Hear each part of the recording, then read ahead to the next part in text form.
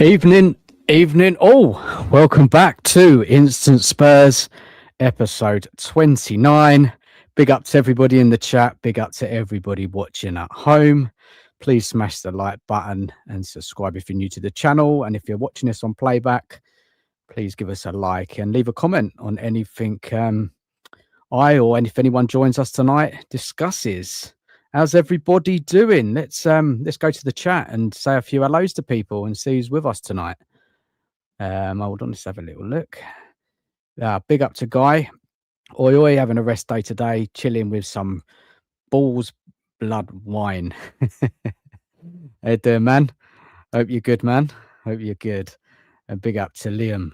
Evening, Dan. I'm up for this one. Yeah. I think you kind of get the gist of the thumbnail of where I'm going tonight with this. Yeah. Big up to Tom. Big up to Tom in the chat. Tom, how you doing, man? How you been, man?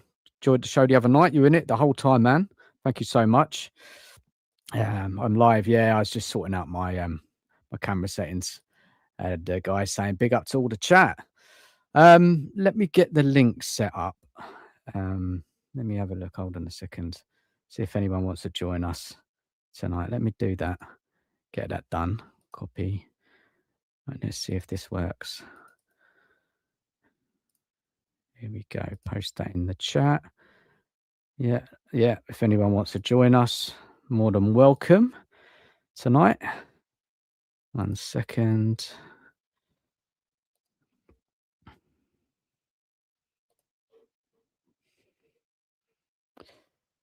Yeah, there's the link. Now I'm going to pin it to the top in a minute. Big up to PsychoTeacher. Good evening, sir. How are you, man? How you been, man? Jump on if you're free, man. Come on and have a chat. Chat Spurs, man. I've seen you streaming a few times. Come on, have a chat with us if you can. I know time difference for you over there. You might be working, so yeah. Big up to you, man. Hope you're good. Tom, yeah, good man. I'm jealous of other teams. I feel like we're falling for the Enid bullshit again, Tom. Tom totally knows where I'm going to be going tonight for this. A big up to Guy. I'm usually joined, but I'm kind of tipsy. Just want to sit and relax. Have a great show, mate. You're my radio for tonight, mate. Thank you so much. Yeah, when you get back, man, when you're settled, get you on the stream, man. Sure, you've got some things to say. Let me just set that link up on YouTube. So it's pinned. Just bear with us 1 second. Here we go. Pin message. Here we go. That's it. All set. So yeah, anyone joining us can jump in, get involved in the conversation. Big up to Mike Zappa. Good evening, Dan. How you doing, Mike? How are you? He's saying hello to all the chat as well.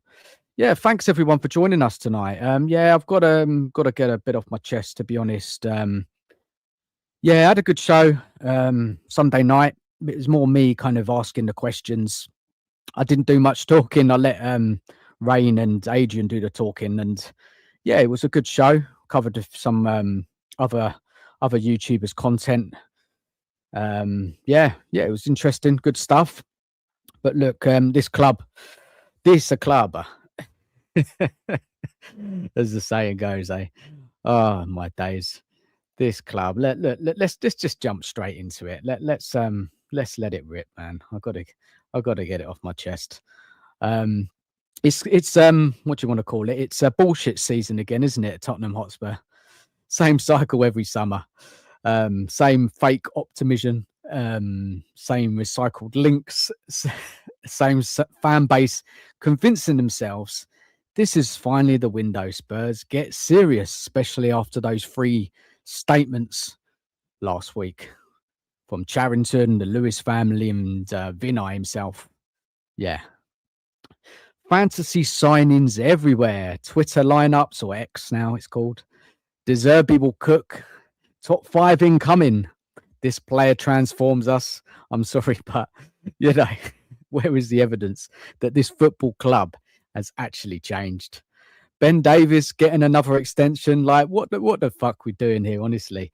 Nice servant, obviously, to the club, a good professional, but how many times are Spurs going to reward comfort instead of really going in aggressive in this window and having a real clear out? Sorry, getting rid of the players, the dead wood, players not good enough. Savio links again, nice on the eye, but where's his output? His stats are not great last few seasons. Spurs need goals, they need assists. We need killers in that final third. And I'm not sure about him, to be honest. Yes, he can dribble.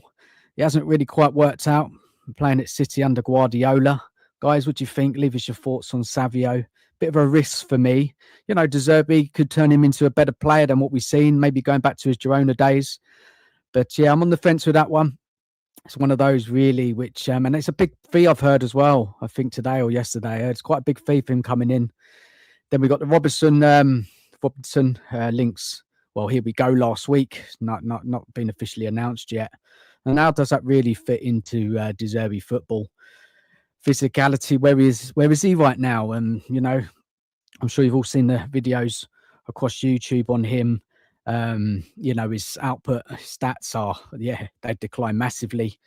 And for me, it's just another easy transfer, isn't it? Another free transfer, easy one to do. And with what's his name as well, the other player. Here we go. What's it, Sensei? Sorry if I pronounced it wrong. Senensei. All right, fair enough. I like him. He had a really good season at Bournemouth. He's aggressive passer. Yeah, good player. Like what I've seen, he's got an assist against us, didn't he? I think beginning of the season when they beat us, didn't they, at our ground? Ariola's Bournemouth outplayed us that day. But look, what is the level of ambition at this club? And this is it, really, isn't it? Where's the kind of statement signing? Are we going to get any statement signings, or is it just going to be another window where keep fans hopeful without actually changing anything? And that's my problem. Every window, I'm sure all of you guys in the chat feel the same. There's hope, loads of hope, but never evidence. What have Spurs actually been doing as well, really, for the past 6 months since Paratici left? What is happening with the director of football? Well, we hear in the press that they're looking for a world-class director of football. They're struggling, aren't they? And who really is making the football decisions at this club? And this is a worry for me, because I don't trust any of these jokers running this club, to be honest. Nobody at Spurs in that kind of boardroom level, director of football, CEO, Lange, Vinay, they haven't really got a history of winning, have they? So where is this footballing brain that we all need at the club? Where's the, what's going to happen to this structure? Is it going to change at all? They should have been sackings at the end of the season after Lily getting relegated, but Lange is still here. Maybe we'll go if they bring in another director of football. Where is the long-term vision? And with these statements that came out, and if you notice, and I know we finished 17th the last couple of seasons in the club, obviously very cautious what they're saying, but where's the ambition? Where are they taking this club? What is the goal? What's the end goal? Is it challenge for a title? What do they want? What do they want Spurs to be? And I know we've fallen off far in the last couple of seasons, finished 17th. De Zerbi's took the job. He thinks he can do well, paid him a lot of money. He's jumped at it this time round, throwing all that money at him. He's got a vision, he's got a plan. And, for me, De Zerbi, he's got to have a major control over recruitment. He really does. And, if we do get a better director of football, he's got to work very closely with him. They've got to be aligned. Otherwise, the club will be left to its usual habits. Another random collection of players that don't fully fit together. And this is what really annoys me about the fan base, to be honest, because the ENIC out has disappeared again, isn't it? It's gone. What a horrible season, almost getting relegated. Where's the anger towards the board? It's like disappeared. New manager comes in, a couple of links in the transfer window, and everybody resets emotionally. And suddenly the pressure off ENIC disappears again. And we got fans talking about finishing top 5. And I'm looking at this club thinking, how do we stop repeating this failure over and over again? That's where my head's at. I want to see what this club's going to do in this window, what changes they're going to make, what type of signings they're going to bring in. They're going to improve the first team, improve the squad, or they're going to clear out the dead wood. I getting carried away and thinking too far ahead of, challenging for the top 5. And I just don't get it. But, each to their own. When you support fans, they support the club how they want. And it's just terrible, isn't it? How fans have just kind of just the whole Enoch out talk or challenging the board has just gone overnight, isn't it? Since we stayed up and people are looking positive to the new season. Because look, guys, honestly, even if De Zerbi, right, even if De Zerbi, does well and he gets us Champions League football, don't know when, how long it will take him to. Even if he does, gets us into Europe, does the club actually change though? Or do Spurs find just another excuse not to fully back a project once those expectations arrive? And that's really the conversation tonight. Fantasy football season at Tottenham Hotspur. Guys, smash the like button and subscribe. Really appreciate it. And let's get this channel pushed out. A slow progress, kind of second season I'm doing it. I know the consistency for me has been difficult. I have a life as well. She's had a baby. Well, she's 8 months old now, but she's still not completely settled. So it's difficult to go on live consistency. But I have been doing lives every week. I always do an upload, reviewing games and just giving my thoughts on the club. But it just takes time. It takes time to grow. But get my channel pushed out there. Hit the like button. Really appreciate it. That's the only way really is going to kind of get it pushed out on YouTube. And as I said, the link is in the chat, pinned to the top of the chat. If anyone wants to join us, by all means, come on, have a chat with us about this club. Look, let's go to the chat, see what people are saying. Let's just roll it back a bit. Tom says we're embarrassing. Yeah, man. Yeah, embarrassing, man. Yeah, we are. I agree, man. Definitely. All the players saying we're linked with is exactly the same as last season. This is mad, isn't it? PsychoTeacher's come in. I had a call to him. He's come in. Let's bring him in. Let's bring him into the stage. Yeah, really nice to meet him. He's not fully connected yet, but when he pops up, I will bring him into the room. Maybe he's got some internet issues there. Well, hold on. Let me try. You need them to connect their mic. Yeah, PsychoTeacher, you need to get your mic connected and cam, and then I'll bring you in, mate. Just check your settings.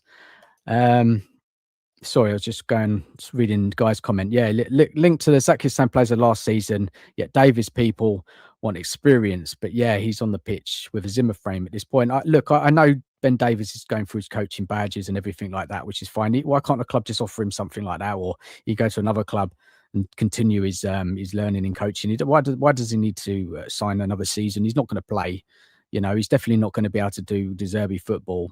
He's been at the club. He's probably the last remaining member since Poch days, possibly. He's been there forever. I don't get it. Him hanging about. How old is he now? Was he 34? Probably, I don't know. CEM, hiya, how you doing, man? Big up to you. Mike Zappa says, as usual, we are linked with either too young, too old, free transfers, or players coming off a bad season.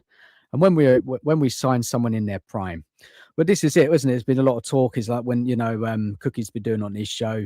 When was the last time Spurs actually signed a top player? Yeah, there's not been many at all, is there? Really a player that's going to really go wow. We just don't do it. We just don't do it, do we anymore? It's just rubbish. Honestly, rubbish from this club. Like, always going for potential people. They're all right. I don't know. It's just disappointing. Let me get him in. PsychoTeacher, evening to you, man. How are you? Good evening, sir. Pretty fine. Thanks a lot, sir. Thanks for inviting me. Such an honor. You remember my name. You remember my face around. And you have invited me. Thank you very much, sir. It's an immense pleasure. How are you, sir? Yeah, I'm good, man. Brazil, you're from, right? Is that right? Yeah, I'm from Brazil, yeah. Yeah. I'm half Japanese, lived in Japan for quite a while, and I returned to Brazil some time ago. My father was Japanese, actually. Wow. Whereabouts Brazil are you from, man? I'm from the south of Brazil. I live in a place called Porto Alegre. It's a place where there are 2 first division clubs, Grêmio, where Ronaldinho Gaúcho came from, and also Internacional, where Sandro, who played for Tottenham, came from as well. Yeah. Have you met him? It's like, to give an idea, geographically speaking, it's between São Paulo and Buenos Aires. Okay. Now I'll go and check it out, man, after. Go and check it out, man. Leave in the private chat. Leave the town name in there, and I'll go and have a look, man. See where you are, man. It'll be nice to know where you actually are in the world, man. But yeah, man, how are you? You know, the season's ended. I mean, God, how did you cope? How did you feel at the end of it, man? Mate, it's been difficult to find, serious words to speak about Tottenham, especially, over the past 2 seasons. Mainly, the last one was a fucking fiasco. Excuse me, my words, sir. It's all A right. fucking fiasco, mate. It was ridiculous. It was pathetic. It was a shame. It was really ugly. And at the same time, seeing some of us Tottenham fans trying to find something beautiful among so much shit, it was a bit surreal as well. No, that's Yeah, my man. feeling, actually, especially myself, finding myself in this corner of the world, so far away from London, but still, it's difficult to see things, and people perhaps don't understand exactly what is really going on, or they don't want to see it. It's strange, mate. Very strange, How to long have say you the least. supported the team for? How long have you been supporting Spurs for? Since 1996, actually, I Oh, became a Tottenham. Yeah, quite long time for an international fan. Yeah, quite a long time. I became a Tottenham supporter when I still lived in Japan. In Tokyo, I had this mate, this English mate. He was a very fanatical Tottenham supporter, and he convinced me to become a Tottenham supporter. yeah. And it was a coincidence. It was in shock because my local team, Grêmio, which Yeah. my childhood team, disappointed me in many aspects. And Brazilian and Argentinian football over the past 20 years, they have become something really, really dark and ugly in many terms, not only on the pitch, especially Brazil, because at least Argentina won the last World Cup, but off the pitch mainly, both countries, unfortunately, politically speaking, and the FAs of both countries are really evil, really evil. You understand, South American situations, I can be very critical because I lived in Japan and came back to Brazil. South American things are quite confusing, have always been quite confusing. So football also, unfortunately. And it's a pity because both countries that I have cited, they produce amazing players, right? It's a pity, yeah. Fair enough, man. Interesting stuff. Interesting stuff. What do you think about my Zappa's comment there? And the last time Spurs actually signed, a real good top player in your memory, man. Well, I like only the Argentinian from, where is he come from? Cernesi? What's his name? Sorry, his last name. What player? What Spurs player? We'll talk about the new signings, the likely new signings. No, like in the past, when was the last time Spurs actually signed a real player in their prime who's gonna come in, he's gonna excite you? When was the last time Spurs signed a player that excited you? Man, Chicken Royale. I'm kidding. No, not Chicken Royale. Actually, it's very disappointing to me as Brazilian, to have seen only Spurs signing really bad Brazilian players. I know Lucas Moura, that semi-final, but that was one-off, actually. But it's very disappointing to me, yeah, because all Brazilians that Spurs have signed in its history, my God, they are terrible players. There was, I remember the time of Leandro Damião. Leandro Damião used to play for Internacional, this club where is located where I live, though. And I remember that time when reading the news on YouTube, etc., on the internet. And the interest of Tottenham in signing this guy, I thought, Jesus, I have to do something. I have to find the phone number at Tottenham Hotspur and tell them not to do it. So, because the guy was terrible, for instance. So Tottenham usually sign really Brazilian players, but talk about general signings, man, it's surreal. The amount of money, the amount of financial power this club has got, and signing these shit players. Jesus Christ, man, it's surreal. So that you can't even think of a player at the top of your head that you think, wow, that was a good signing. Like just if you just think now, when was the last player Spurs signed which actually excited you, who was ready to go? Really, you're looking forward to watching. Van der Vaart. Yeah, Van der Vaart. Yeah, maybe that was the last one. Klinsmann before him.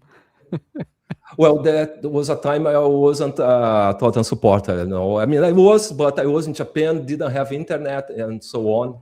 And I had this mate, in Tokyo, who convinced me to become a Spurs fan. Though he was really fanatical and very head clapper. You know what I mean? Fair enough. Let's go to the chat. Keep it going, man. Let's keep it going. Keep the chat going. Liam says Savio hasn't done anything at City to justify his reputation. It seems that simply being signed by them adds a massive premium, whoever the player is. Yeah, I agree, Liam. I'm just not sure about him. PsychoTeacher, you, Savinho, are you a fan of him? Maybe you know him a little bit more than me. Obviously, I know that he did well in Genoa, attacking winger, but City, it's slowed down, isn't it? Oh, maybe at City he got a bit shy because so many, really good players around him. But maybe if he comes to Tottenham, which there are not many really good players around, he may feel more confident, to show his football. But I really like the guy. I think that might be the first Brazilian who can shine at Tottenham, because very disappointing. Marco Cerezi, that's the guy. I remember the name. They are talking about the new sign. Yeah. Look, Savinho, look, compared to what we have now, I mean, it's definitely an upgrade on what we got currently. Kudos aside, I like Kudos, but I don't know with this club really. It's funny that we were linked to him last summer, and now we're linked to him again. I thought De Zerbi would be coming in and he'd be choosing players that he wants, but the club seems to be going back to old, like with the same thing with Robertson, isn't it? From Liverpool, we were linked in January, and we're being linked to him again. Club signing, it looks like, doesn't it? What do you think, man? Maybe Savio, there is a coincidence because he was linked last season, and once again. But I think De Zerbi likes him. Especially because everything we've got around, we've just said, Savio, in that team nowadays in the up front of Tottenham would be kind of Pelé, compared to the shit we've got there. Yeah, I know. But and then also as well is like where we are as a club and how we've fallen away, massively in the last couple of seasons. I mean, we're not going to. Excuse me, sir. Do you really believe in those words you have heard? That next season, the following summer signings will be different from the other times? No, I don't. I don't fall for that. But what I'm trying to say is that we've fallen so far away. We're not going to be able to attract the top players. We're not playing in Europe. We've been shocking. And I mean, any player deciding to join Spurs, we're a massive red flag. Let's be honest. De Zerbi has got his work cut out to convince any player to come to us, to be honest, because of, how the club is run, the failures, so many failures this season alone. The transfer window, shocking. And it's just the money we spent as well. I don't know if you, did you watch Stel's show yesterday? I don't know if you caught up with it. More people I saw it in the beginning. Yeah, the first half of it. Yeah, it's just talking facts, isn't it? Just talking facts. And it just really, really showed how bad Spurs have been doing, because they, we're matching with spending the likes of Liverpool, Arsenal. The board have been there 25 years, the longest compared to those other clubs. And I'm so happy he did that video. And I think that, a lot more fans in this space, YouTube, whatever social media you use, do really need to have these conversations, because it's just not good enough, man. This ENIC, whoever in the board, the people they hire, making the football decisions, it's not good enough. It's not good enough. I just don't understand why, as a fan base, there's not more uproar. PsychoTeacher, just from your observations, back in Brazil, what do you put it down to that the fan base just seem to accept mediocrity? It's unbelievable, actually. As I said before, I remember the times of Pochettino when we had those good times with him, or almost there on the brink of winning something, And Daniel Levy, the company which owns Tottenham, whatever, the board didn't back the guy. That was the time. In that time, I didn't even watch any Spurs channels on the YouTube. Indeed, I started to watch many Spurs channels 3 years ago, and then I start to filter the ones I like. One of them is your channel, so I like how realistic you are. Thank you. And some others though. But I started to find it very weird though, very strange. How come you are on the brink of winning something of a club which doesn't win very often, though he didn't invest a fucking cent, in certain moment there, That was completely unbelievable. So since that time, I found myself like, these guys are not clowns. I am the clown, actually, if I believe in these guys. I mean, look, that stream yesterday, Stel, I haven't even finished watching it yet, but I saw it up to when Danny came on. They were talking facts. They were talking the truth. Yeah, it's reality, isn't it? And I know the conversation went, towards the kind of the fans not really, doing anything about it and kind of just accepting it. And other big clubs in this country and in Europe, they wouldn't accept it from their board. This failure after failure. And it's not like they don't spend money. They spend a lot of money. So badly. And I just don't know how they could keep getting away with it. And especially after a season where we nearly get relegated, still not enough uproar. And it's just like, here we go again, isn't it? And fans are just hopeful for next season and they believe in De Zerbi. And I like De Zerbi. I do. I think he's a good manager. But we all know how this story's going to go. Without proper backing, with top players, quality players. And as I said a bit earlier, I know we can't get the top players, but strong players, technical players, the technical level of this squad needs raising massively. Parcels of the football, it just, with this squad is so unbalanced. And I think we have got some good players, but so much work needs to be done on this squad if we really want to kind of kick on and move up that league next season. And for me, what we'll probably see is repeated patterns when Spurs get to that moment when maybe they're pushing for Champions League, they qualify Champions League. Are we going to go out and actually bring in Champions League signings? And until I see Spurs behave like that, I'm never going to believe in ENIC, and that's why I'm always ENIC out. After so many years, there is no reason to believe in anything. Unfortunately, there are two words quite repeated by us, Tottenham fans, which are project and hope. Project, hope. Project and hope. I can't hear those two words any longer, sir, because it's pure, it's almost being naive to believe in any project coming from ENIC and the board, and words they say whatsoever. They are not only incompetent, but they also don't care. That's what it seems.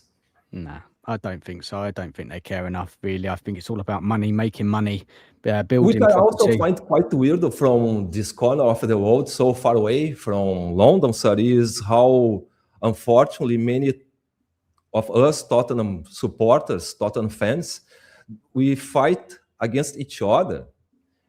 Because of Daniel Levy, because of the board, or that player is bad, or this player is good. And the results have shown how shit we have been, though. It's unbelievable. Although we won Europa League a year ago. Yeah.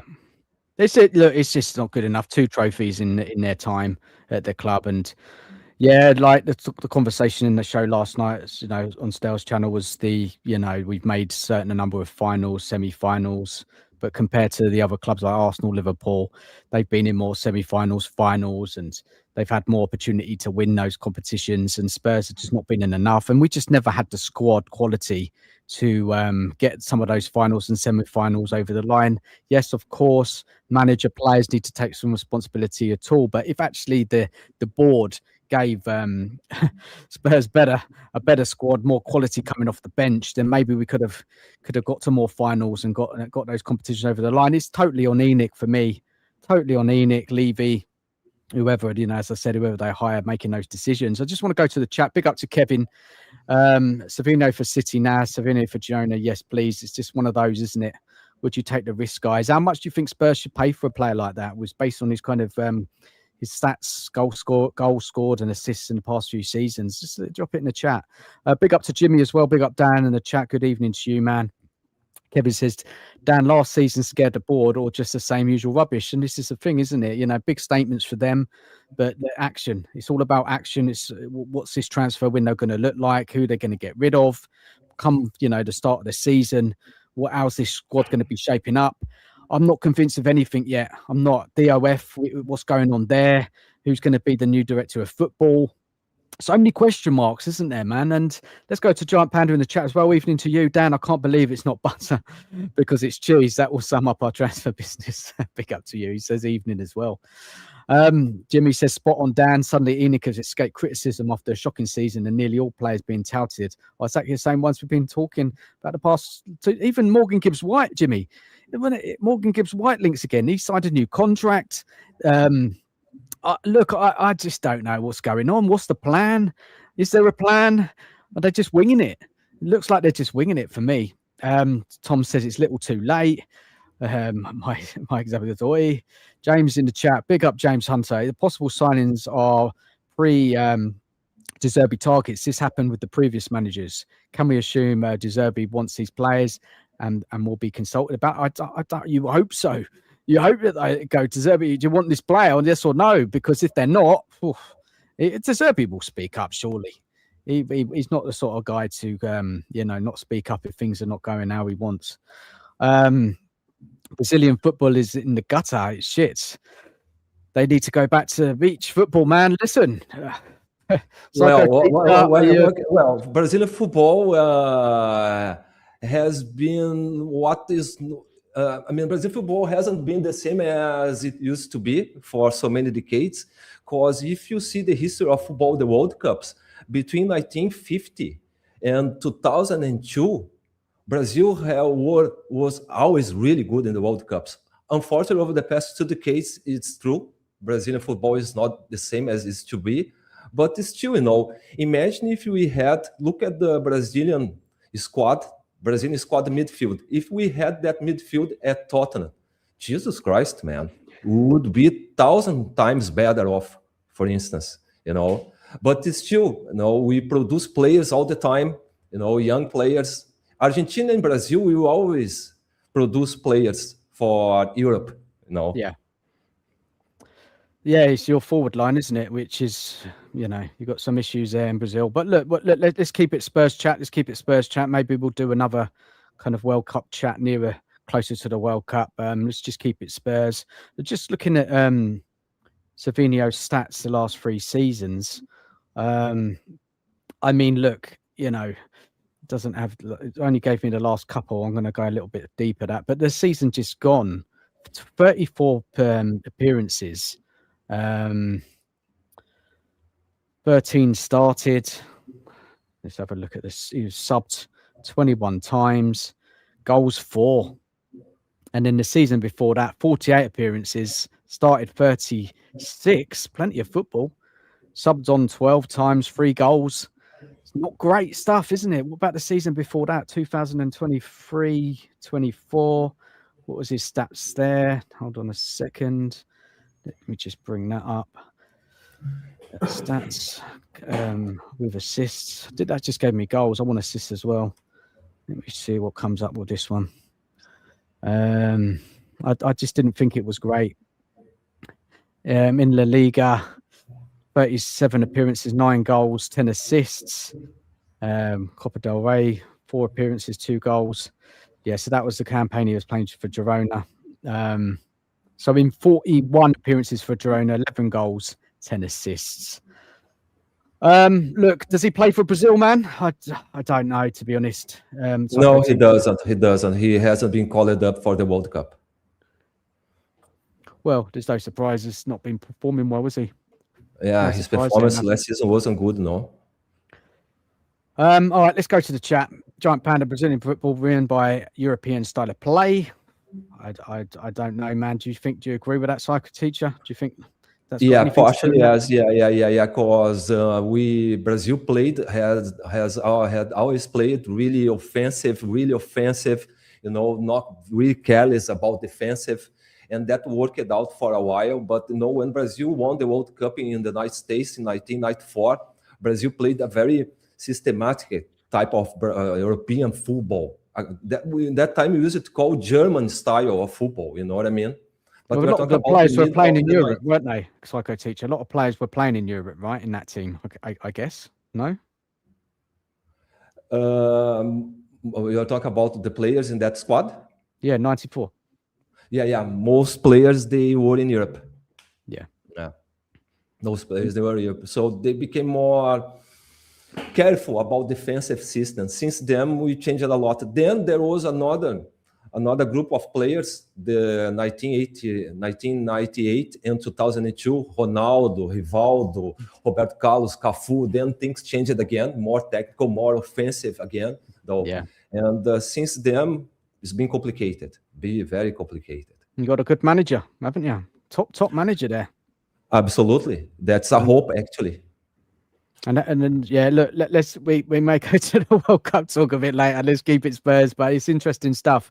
Jimmy says Edison to Man U agreed in principle. We're all playing catch up. This is what I mean. The clubs are just cracking on, man. They're cracking on.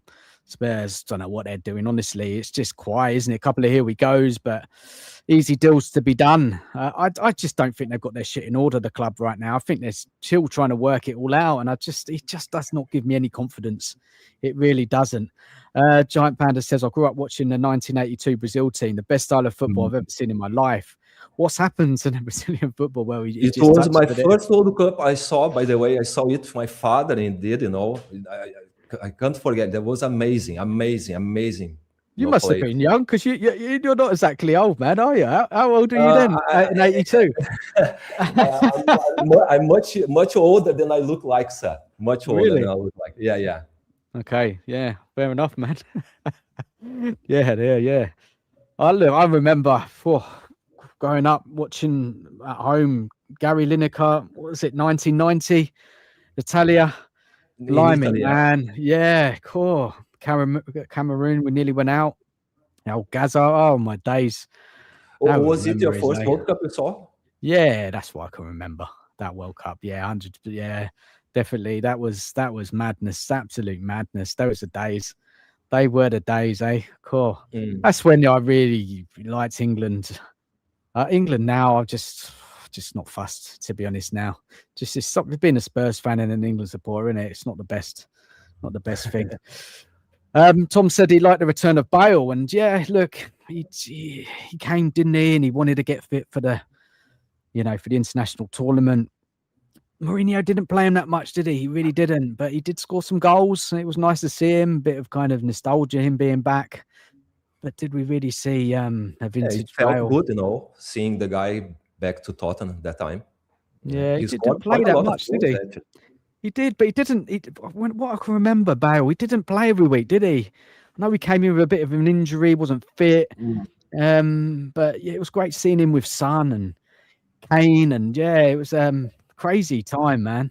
Crazy time. And then he left, didn't he? I think he only was there for a season, right? He was on loan, right? Wasn't he? And he was the best sign in the times of Jose Mourinho, because Tottenham signed only shit players when Mourinho was at Tottenham. I mean, that window was shocking. Holberg, wasn't it? Doherty. Yeah, he was just you bring in Mourinho and then you give him that. I mean, I don't know how more fans weren't kicking off then. Especially sacking him before that final, man. Madness. Absolute madness. If you think back now.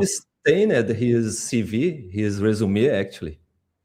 Yeah, it just doesn't make sense, does it? And it's all about money. They didn't want to pay him a bonus or whatever. It was made comments about the what's it called? They were going to have that league. What's that league called? They were going to put together. Kind of, what's the name of it again? That European league. Oh, I don't know. Name's gone now. I'm sure someone. At that time, one of the most surreal things that happened was we were in the semi-finals. We were in the final of Carabao Cup, right? And they fired the guy. They sacked the guy for what's his name? What, Mason? Yes, Mason. Oh my God, man, that was one of the most surreal things that have happened in the criminal stuff, man. Criminal doing that. Yeah, great. You have Jose Mourinho in the final of a cup, and days leading up to a final of a cup with Jose Mourinho, you sack Jose Mourinho. Made that, you will say it, in the future generations, they won't believe. absolute madness, man. Angers me. It really angers me when I think back of all the shit what's gone wrong with this club, man. Honestly, really does. I'm sure a lot more is going to come out tonight. Liam says, gone for the days when a couple of premium signings will guarantee progress. Every team has a bucket load of money now. They will have good players. It doesn't make such a big dodgems these days. Yeah, man. I agree with that. Tom says, Van der Vaart. Yeah, I remember those days, man. Harry Redknapp signing before the start of the season, back in the first time in the Champions League, right?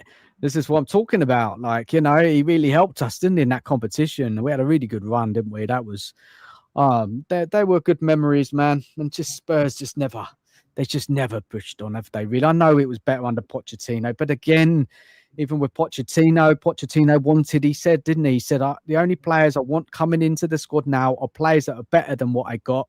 And the board just didn't deliver. They just didn't deliver Pochettino those players. And in the end, the signings that we got under him were just not good enough. And even that window when we made the Champions League final, Ndombele, Lo Celso, Sessegnon and Jack Clark. I mean, come on. Come on, guys! Yeah. Difficult to find serious words to speak about it. This stuff, honestly, God, it all comes back to me. Big difference. Sorry about I get it now, Liam. Yeah, I don't totally get it, man. Jimmy says Savina last season, 1 goal, 1 assist. How on earth does that type of player improve us? This is my worry. You know, maybe I wouldn't take the risk. I want Spurs to bring in a player who's got output from last couple of seasons, 2-3 seasons. You know, you can rely on. Going to come into that team's going to give us things. Our forward line is shocking. That's probably the worst part of the team, and there's a lot of areas that need improvement. Big up to Cyril McCoys. How are you doing, man? The only world-class player in that Enid we signed was Van der Vaart. Yeah, totally agree with you there, man. He is the only world-class player. What a player. What a finish. Remember that goal he scored against Arsenal? Bang. Ball into him. One touch, bang, in the goal. He was quality. Yes, fitness. He could have played the whole game, but what a player. His relationship with Peter Crouch. Modric, Bale, that's one of my favourite periods of supporting Spurs. The goalkeeper was bad, unfortunately. Gomez. The Redknapp, he brought in a a special goalie coach to sort him out. I think we had Kudatini as well under Redknapp, I can remember as well. We brought in Gallas. We brought in some experienced players under that team. Scotty Parker, Adebayor, wasn't it? He was there. Who else was there? Who else did we bring in? There's a number. What was that bloke who used to play for Iceland? The Russian striker. Yeah, remember? He was all right. He was he scored goals, didn't he? He did score goals. But we had many strikers then, didn't we? Defoe, Crouch, Pavlyuchenko, Darren Bent. Remember? He didn't do great, Darren Bent. He missed that header, didn't he? And Redknapp says, what was that famous words? My missus would have scored that. What a character Harry Redknapp was, man. But good times under Redknapp. Let's keep going with the chat, see what people are saying. Spurs sign players that think that have potential. And Ndombele, Johnson, Solanke, Richarlison are examples of big money wasted on. This is it, just failures, man. It's absolutely shocking stuff. And even Conte, Richarlison came in under Conte, and Conte okayed it, didn't he? He said, yeah, Richarlison, Premiership player, physical player. Richarlison it's just not good enough. I'm sorry. Why is he still at the club? Can't get rid of him. No one wants to sign him. They spent so much money on him. It's just not good enough. Thinking of the strikers we've had back in the day, even under Enoch, we've had so much better strikers than what we got now. The whole thing has gone to pot, hasn't it, this club? It really has. If you really think about it, the level of signings that have been coming in, they've declined. They've declined, and I just don't understand. And the club has got more money than in the past, which makes things more. Do you know what? I read something, and I think it was Connor said this. The record revenue streams, 800 million they've made, Spurs. 800 million. 2 South American countries, I think, with this money. This is mental stuff. And then, crazy stuff. Giant Panda, De Zerbi is just another puppet. They all are. And this is the thing with this Ben Davies. Like, if he does sign another contract, I mean, what is going on there? What the hell? Hopefully, it's just a rumor and it's not real. Hopefully, but Davies, our Ben is a symbol of Tottenham. Some of our fans cannot even live without seeing his face his Lego face, on TV. That's my concern. That is a sort of love by many Tottenham supporters for these hard-working players whatsoever. It's pretty strange because with hard-working players, you cannot win titles. You need quality players. And our Ben Davies. Give him a testimonial and just say bye-bye. Do you know what I mean? He's been a good servant, but, he's got to go. He's got to be moved on. Surely someone can take him. He's got something to offer to another team, but come on, Spurs, honestly. What is that? What is the thinking? Yeah, just go down a level. Whatever, just go. You're not going to play. We're not going to see you. It just don't make sense. Cyril said, Enoch, 100% Enoch all day long. Giant Panda, everything is potential, but potato Dan. Yeah, it certainly is. It certainly is. And we'll sign a potato if we thought it had potential. I don't want any of these kind of ifs and maybes coming in this summer. No way. No young players. The young players that we signed in the last few seasons. Yeah, not for me, really. Not for me. Not, the whole setup of how the club is being run, the manager running the team. These young players. You can't bring in young players into an unstable, underperforming team like this. No way. You really can't. Hold on 1 second, man. Let me just get a couple of comments up. I'm signing a Panda if Enoch thought they had potential.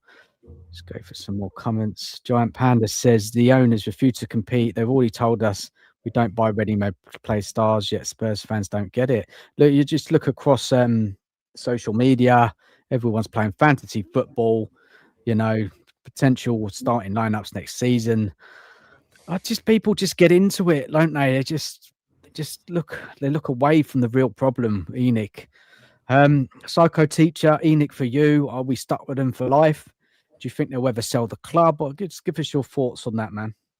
Well, it depends how old we are. 26 years of our lives are a big chunk of time on the planet Earth, and we don't know how long we will have alive on this planet Earth. And difficult to win 2 titles within 25 years from a club which is considered a big club. And especially over the past years, with this amount of money, they announce the stadium, etc., and the training ground as well. It's fantastic. Everything is so perfect and so posh and chic, though. And the team is so poor. It's unbelievable, mate. The football team itself is difficult to have any hope. And hope and project, as I said before, are 2 words which I have become quite tired of hearing, It's unbelievable. Sounds quite much, like these South American countries and their leaders, they have promising things quite the same, and some people still believe in what they say, based on the sympathy they have for a political party or a leader or the board of a football club. Just because it's your football club, you should be even more critical, because you want things to get better. If you don't criticize something, things don't move on. It's unbelievable. Yeah, I don't have any hope because I don't like the word hope towards Tottenham. As I said before, it's pretty naive to believe that Enoch will do anything nice to make us really happy after a quarter of a century, over a quarter of a century, actually. It's rinse and repeat. They've been getting away with it for too long. And unfortunately, the fan base on the whole accepts it. And this is it. Things will never change, really. Unfortunately, not. They just won't. And just across kind of social media, people are saying ideal signings. What is it today? I saw, was it top 5 attacking players options? People are doing kind of videos around squad clear out, refresh. I'm so fucking bored with it. I'm so bored of all of this fantasy football stuff. I'm more interested in action from the club. Who we're actually going to sign, who we're going to bring in. All these could be buying this player, could be buying that player. Yeah, it's just all these so many links to players. 700 players linked off over the summer, and we end up with hardly any of them. It's just bullshit. It's bullshit, man. dreaming of something that we have never been, or at least we haven't been recently. Yeah, I'm just bored of it. I just want Spurs to be a serious club, and just fortunately under these owners, it's just never going to happen. And that's boring. It's even boring talking about it, but we've got to keep getting the message out. We really do that. Action's got to be taken at some point. Can't give up the fight. We love the club. We want them to do well. It's just boring, isn't it? It's really become boring supporting Spurs. The failure, the disappointing, the appointments, the Spursy tag, bottle jobs, all of this stuff since Enoch have been in. It's embarrassing stuff. It is really embarrassing supporting this club at times. We don't play good football. We don't have top players. What do we have, man? It's just so far off it. And the last couple of seasons have been miserable. Yes, I know we won Europa League, which was fantastic. Finally winning the trophy after 17 years. It was more relief than anything because of all those embarrassments. We should have, celebrated even more that Europa League, because you don't even know when we will have a title again. We don't know when we will win something again. After 17 years, not knowing when we win again, we should have, celebrate even more that title, I think. Look, man, I don't know. Giant Panda says it's cheaper to keep hiring 5 managers under a low budget squad than it is to compete for trophies. Totally in a nutshell, man. The amount of money they've spent on hiring and sacking managers rather than just giving these managers good players to get the job done. But they rather do that. They ain't got a clue. They haven't got a clue. Whoever's been running football operation, it's just astonishing, isn't it, man? It's astonishing. Evening to Rob. How are you doing, man? Sticking to some basic known facts, you can avoid poor signings. The Celso is a good example. Players outside the northern Spain don't translate to English football. Only time it changes is. Yeah, no, good comment, man. Big up to Steve in the chat as well. I actually think De Zerbi, the right transfer strategy and openness to raising a wage structure, it could be possible to attract 2 or 3 bigger names. It's wherever the hierarchy are open to that. And this is what it is, Steve, isn't it? Look, say De Zerbi does well, maybe in the next couple of seasons, gets us back into Europe, gets us back in the Champions League. We don't know. Anything's possible, of course. Look at the teams qualifying for Europe this season, like Sunderland, just been promoted, Bournemouth, Brighton. It's not impossible to Spurs to get back qualifying for Europe. That won't take that long because any team can do it in any season. It's getting to that moment, isn't it? Like I said a little while back, like if we do qualify Champions League, are you going to raise the level of the squad? Are you going to buy the Champions League level players? Are you going to buy better players? Are you going to increase the wage structure? That's just what they said. Vinay's come out and said that. They're going to, be more competitive with the wage structure. Only time will tell, won't it? Really, what will this club look like after? I would say a couple of transfer windows. See if there's any different. Look, we've got Adrian. He's back on the show, man. Adrian, man, you're back, man. I'm having a rant tonight, Adrian, mate. So I'm in the mood for it. So the other night, I was letting you guys do the talking, and I was asking the questions. But tonight, I've got a bee in my bonnet, so I'm going to be speaking some truths. So be prepared for that, buddy. But don't be offended. It's nothing. You say your bit, man. I mean, everyone does what they want on my show. I mean, as long as they're mature and sensible, the way to go about it, it's fine. You know what I mean? Yeah. I respect opinions. But anyway, you all right, man? You good? Yeah, I'm fine. I'll see you was on flicking through. I just finished setting up 2 shows for Friday and Sunday. Take some work. So, I've got that all sorted. So, yeah. We'll get your link in the chat, man. Get people over to watching you in further on this week, man. Definitely. I'll do that in a bit. I'm just going through the chat in a moment, just talking to the chat, talking Spurs.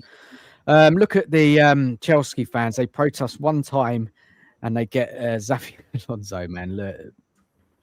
It just shows our fan base. Adrian, you've been a long time supporter. You've seen a bit. You saw and remember the protests under Alan Sugar. What's different these days? What's up with the modern fan, Adrian, with them kind of contesting the club? I just think it's just the way it's the social values change over years, don't they? And what with the access, what you didn't have back then, you didn't have the access to social media. You didn't have us podcasters about. People if they were cursed and it was under their breath when they walked away from a game, whether they won or lost, you know. So it's just different now. There seems to be more hate, seems to be the accepted norm, which I think it's sad actually to be like that. I mean, it's all right to disagree with the way your club's run. I mean, I've never been a fan of Enoch, but I've always been realistic in my attitude towards it. I only ever attended 2 protests. And when I took a lot of dogs abuse of people online, I thought, F you, I'm not coming to no more. Right? It's that simple. I'm not the enemy here, but because at the time I didn't come down one way hard, then that was taken as a negative, you know. So fair enough. I mean, like, I just thought, water off my back, I'll move on, you know. But I'd like to see us I'd like new owners. I don't believe anything's ever really going to change with these owners that much. They were supposed to put this 100 million in and we're supposed to go big in January. We did nothing and it nearly cost us our lives in relegation. You know, they did nothing. And Lang should be sacked for that. His actual record of working with players and bringing them, if I give you the list of all the players, it is a lot of work. But what happened in January to me was unforgivable. Right? Yes. That was, you dragged that fan base to virtually nervous breakdown status, right? Taking us to the last game. A club as big as Spurs, we should never be in that situation, Dan. Never. You know, so, and I just think, like, the owners are zombies, really. I don't think they got a clue. You know, they're living in cloud cuckoo land.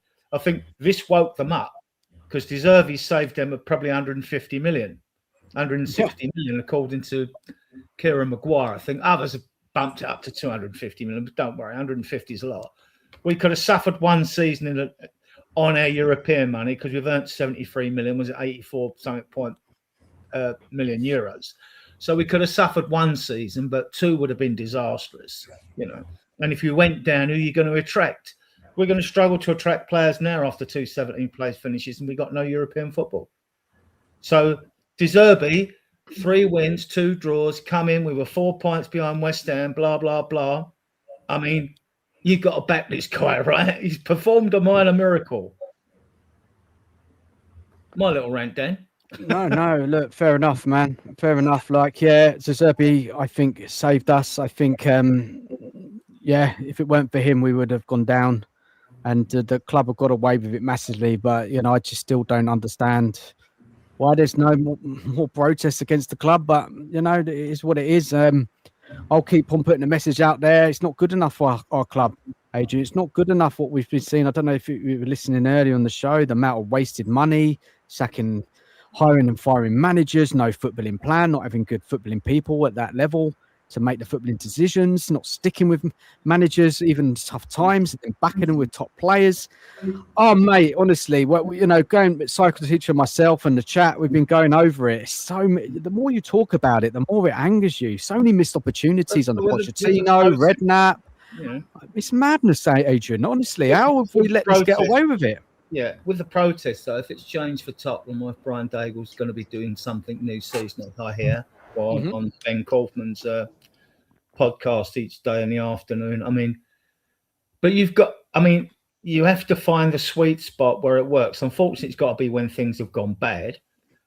Well, it did go bad, didn't they? We nearly got relegated. Yeah, but there are times that when you organise it with the best intentions, it doesn't quite work out, and there's usually mitigating circumstances, like something goes good for the club.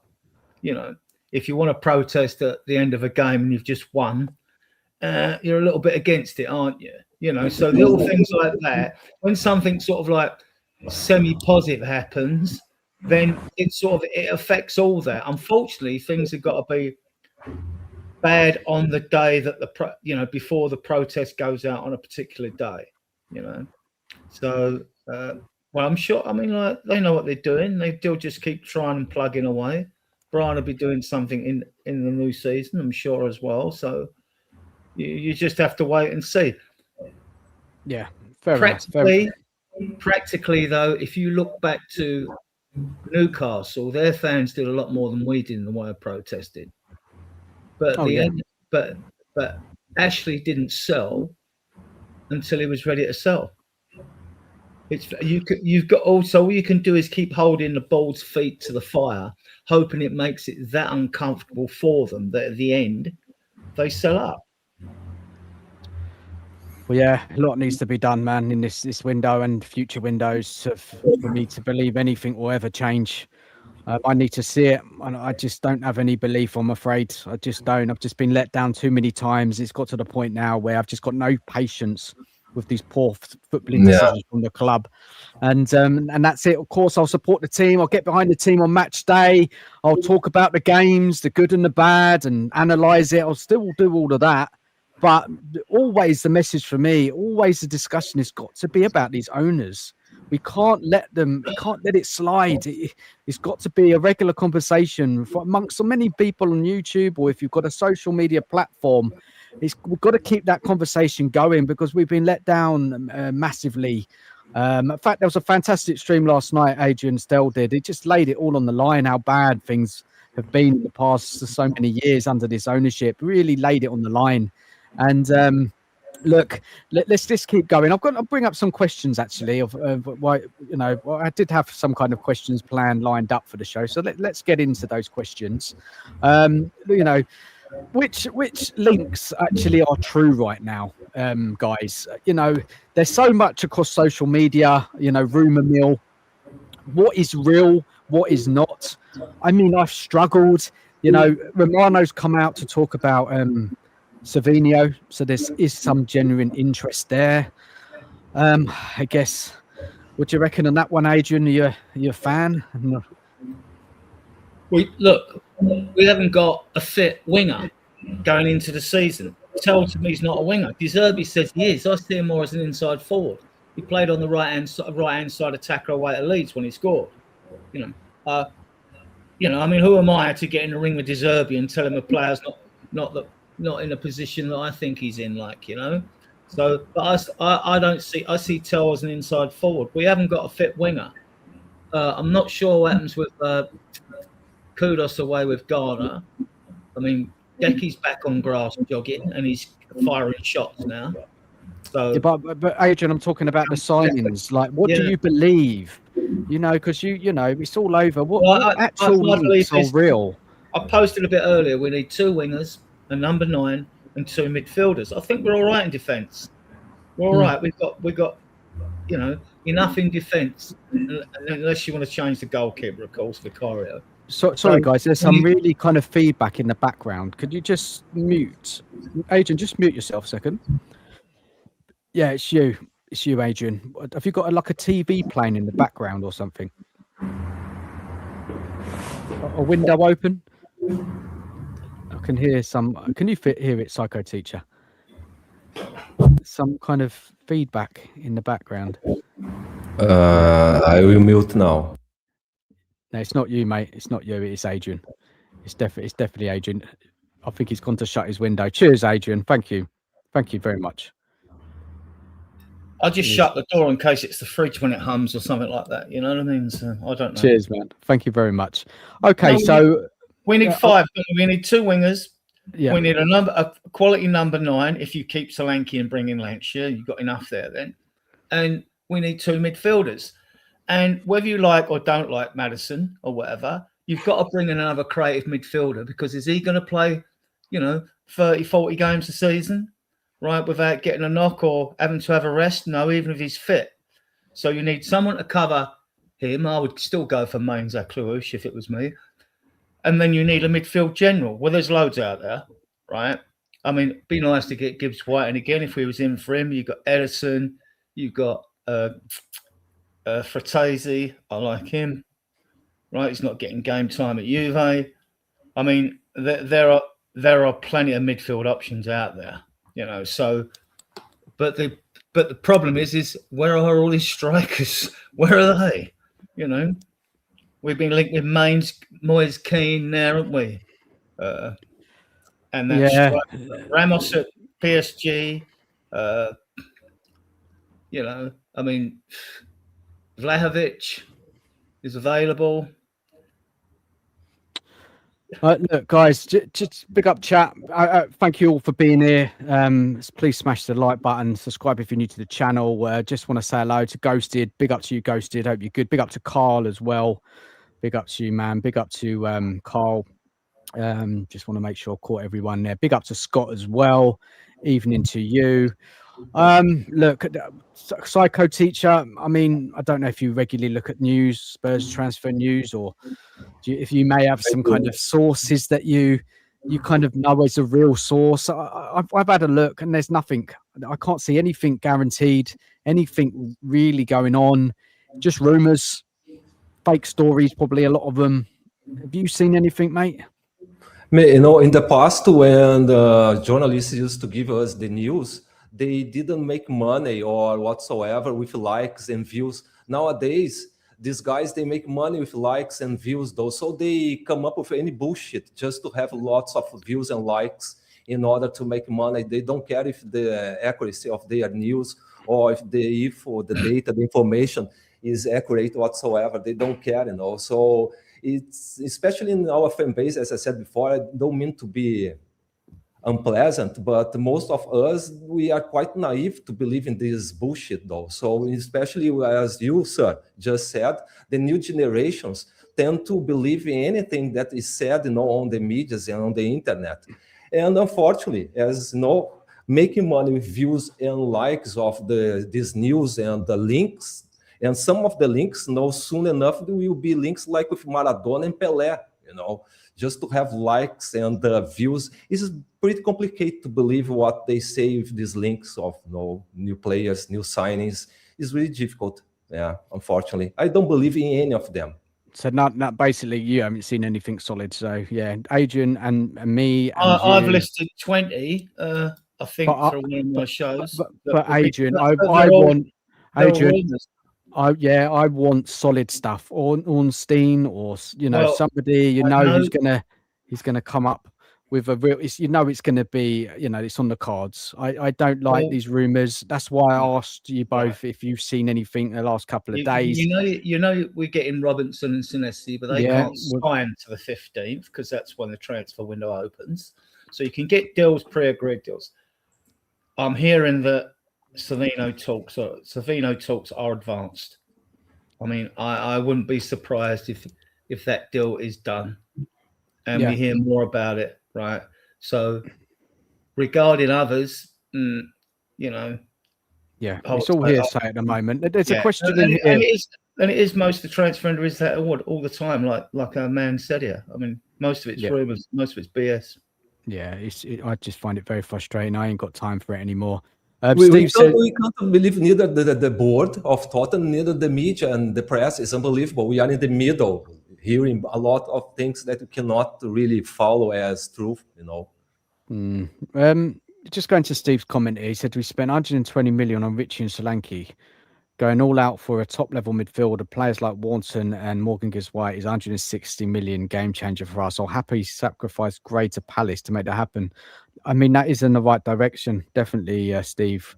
Wharton and Morgan Gibbs-White, two players, Premiership proven, would definitely improve our side, 100%. Will the club go and push for these players? Will these players want to come to Spurs? This is it, isn't it? They're going to need a bit of convincing. Mike in the chat says season ticket renewal deadline is Sunday, so expect plenty of proper to the club. 100%, Mike, 100%. Steve says a double deal for Ramos and Kang Lee makes much sense for us. Quality players who would get minutes massively improve our attacking flair. Yeah, the players I like. I do. Ramos, you don't see a lot of him, do I? Don't. Just have a look at Ramos's data of the last few seasons. Ramos, what's his first name, guys? Remind me. Ramos. Marcus? Don't know much about Ramos. I'll post a video of him in a WhatsApp group. Yes. What's his first name? Ramos. It's Is it not Marcus? Is it? No. Ramos's stats last few seasons. Let's have a look. Goals and assists. I always like to have a look. I don't think he's plays as much as we think. Let's have a little look. Don Carlo Gonzalo Ramos. Yeah. So, initial loan in 23-24, 40 appearances, 14 goals, 1 assist. Permanent transfer to PSG. Between 35-40 appearances, 11 goals, 2 assists. And this season here, he's played 44 games, quite a lot of games, 10 goals, 2 assists. So total career playing for PSG, 120 games, 35 goals, 5 assists. It's not amazing, is it? No. It's not amazing, especially playing in a PSG team. Is going to create chances, right? Tell you who we should get. Real Betis, the winger there, Adsby, Azel Zuli, I think his name is. Like, it's a real mouthful, right? That's the play you sent me a video on, isn't it, Adrian? Yeah, I mean, he's a highlights. He's a baller. 29 appearances, 10 goals and 9 assists. That's a winger, right? Are you worried though, Adrian, about a player from Real Betis? Because we've had this problem before, isn't it, with Lo Celso? We've had players who've come forward. There was another one went to Man United. What's his name? That winger. He didn't work out. He got shipped straight out, didn't he? There's a winger from Anthony. That's it. Anthony didn't really do well at Man United. Is there a worry, Adrian, or with PsychoTeacher, you could say as well, that signing a player from Real Betis is it a bit of a risk? It is. Yeah. When you sign players from medium, small clubs from other parts of Europe for Premier League is always very risky. The intensity of Premier League is quite something, right, compared to these leagues. And especially when you come from these small, these small clubs in Europe, or even Brazilians or Argentinians who go to Europe or to Premier League, the first moments, the first year is complicated to them because of the intensity of the game, etc. Adrian, any concerns about that? A bit of a risk. It's always a risk when you bring a foreign player in. I mean, like if you, I mean, that's why I never heard of him, Adrian. I've got to be honest. I never heard of him before. If you bring in Premier League proven, then at least you know what you're getting. You know what they can do, and you're looking for them to develop further and be even better, aren't you? And the other thing I need to consider in this transfer window is, if we're hoping to get Europe next season, right? Which 4 more wins and we'd have got Europe. So we only had to win 4 more home games, we'd have been in Europe. How ridiculous is that, right? So you've got to look to the fact that before we were penalised for not having the homegrown players. So do as you sort of alluded to, Dan, do we look for English players then homegrown and go for Morgan Gibbs-White? Because you've got to be ambitious and think we're going for Europe. And in that case, you've got to think, well, hang about, let's go, tempt the fat Greek with 60 million for Morgan Gibbs-White and get him in. Walton, get him in. Give him a big offer. Yeah, I like Walton. Good player. Pass for the ball. It's what a player we need in there. We can't rely on Bentancur all season. We haven't got anyone else like him, to be honest. Big up to Cookie in the chat. Evening all. Big up chat. Enoch out all day long. They are full of shit. Missy's still on the computer. No worries, man. We'll do a stream soon, man. We'll do a stream. Let me just go a bit more closer to the comments to see if anybody has come up with any real links in the chat here. Let's have a look.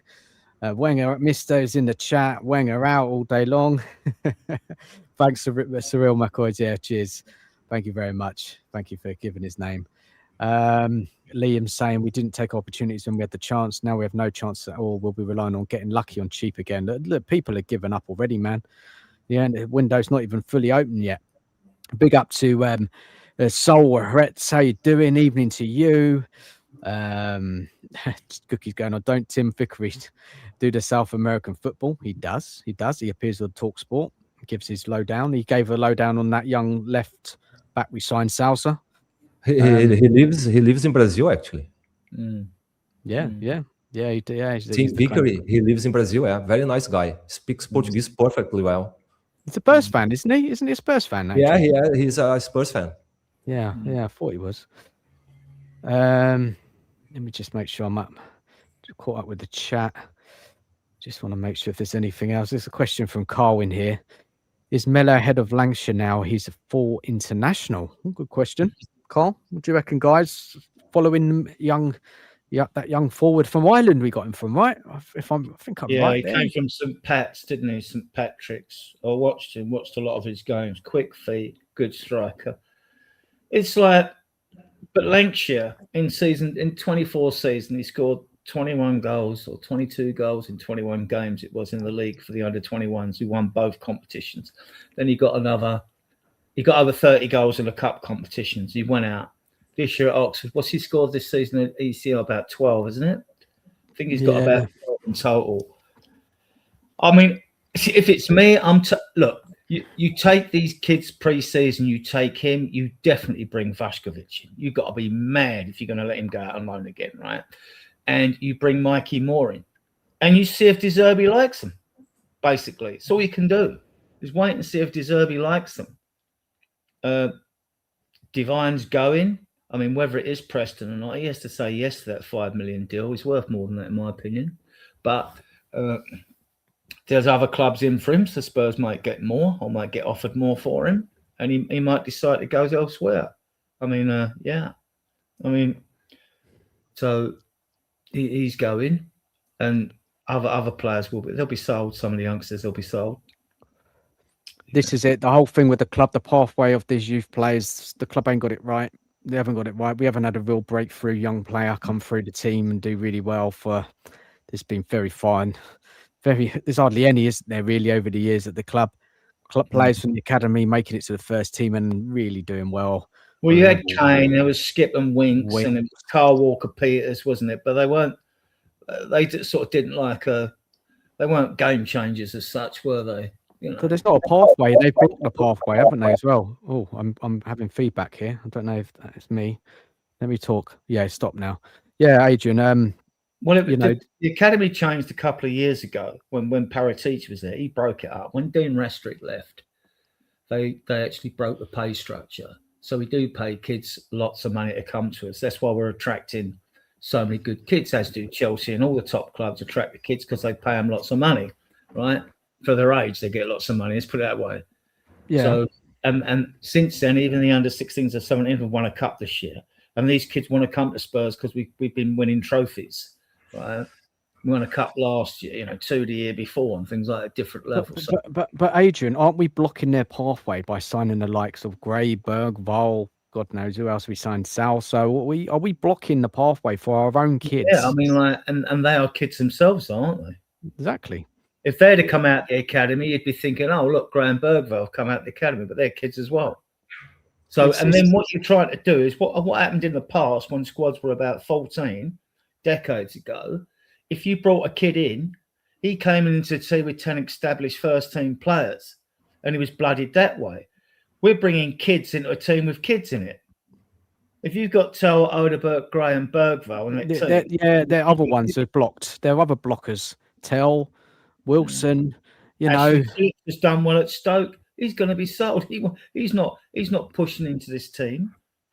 Even if Dragerson goes and you've got Danso, Senesi, VDV. If Romero stays, you've got him. If you bring Vaskovic in, you've got to do that. I mean, but we'll see. We'll see. Let's go to the chat quickly. Big up to Terry in the chat, man. Savio for 67 million is a huge gamble. I think so, man. I agree. Totally agree with you, man. Massive gamble. Massive gamble. Steve has his take on Ramos. He's a player for the box that needs wide players to get him behind a fullback, like Savio Crate is with the through ball. Stats don't do him justice for what he could bring to our attack. So, Steve, you rate him? Yeah, I do. He's a player that I saw do well in, I think it was an international competition. Can't remember which one. Playing it for Portugal. Not really hit the goal scoring heights, has he? But again, maybe he's a player, needs the right manager, the right system, like you said, Steve. But we need players who can deliver that ball. Really do, don't we? We need attacking players, good attacking players, wingers. Maybe we need another number 10 as well, because Maddison, we don't know what he's going to look like. Xavi's out for a long time. Don't know if Kulusevski's ever going to come back. If he's going to be the same player.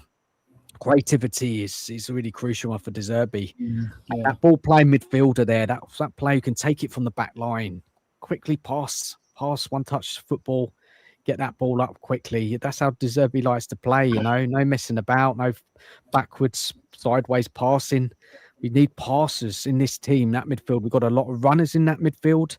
The likes of Sarr, I would sell him. The likes of Basuma, I would sell him. I would loan out Gray Bergvall.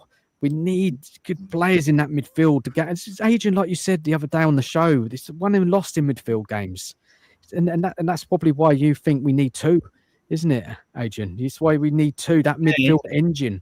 And you've got to look. I mean, at what fans were comparing Kulu against Madison, which I don't think you do. They either like one, like the other, or don't like both of them. But what you cannot escape from the fact is those two scored 22 goals for us last season.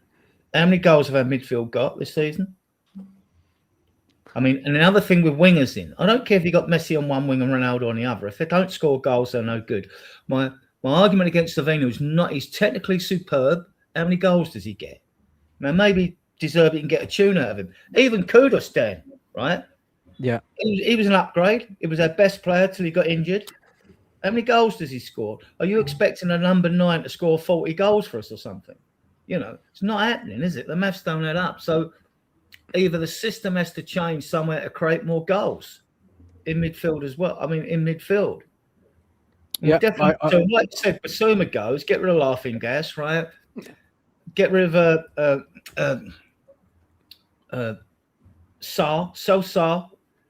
Moani's gone. Get rid of Richie. That's 4, right? Get rid of Dragerson. That's 5. If Davies goes, that's 6. If Vicario go, that's 7. Suddenly you've created spaces. You're bringing in 2 already. We know. So you've got five spaces you could create there. You know, without bringing kids in. And don't forget that Tell, Odebert, Sarr, and Gray don't count as part of your 25-man squad. Mm-hmm. Tell's just on the borderline at being okay at 21. Next year he won't be, right? So those 4, with all our injuries, I'm keeping them. With those 4, you can keep, right, and still have a 25-man squad. But to caveat that, we've got no European football next year. You know, it's a bit early for us because, like, what will be very revealing will be the pre-season tour. How many of the kids what size squad goes on the tour, who gets game time, and then you'll start to get an insight into De Zerbi's thinking, right, for the new season, right? But it's a bit early. All we can do is speculate. Shout out to Brian. Big up everyone in the chat and my family on screen. How you doing, Brian? How's the new job going, man? How's it gone, man? How's it gone? Have a great day, evening, man. Yeah. Let us know you're getting on, man. Yeah, we're really happy for you, man. So happy for you.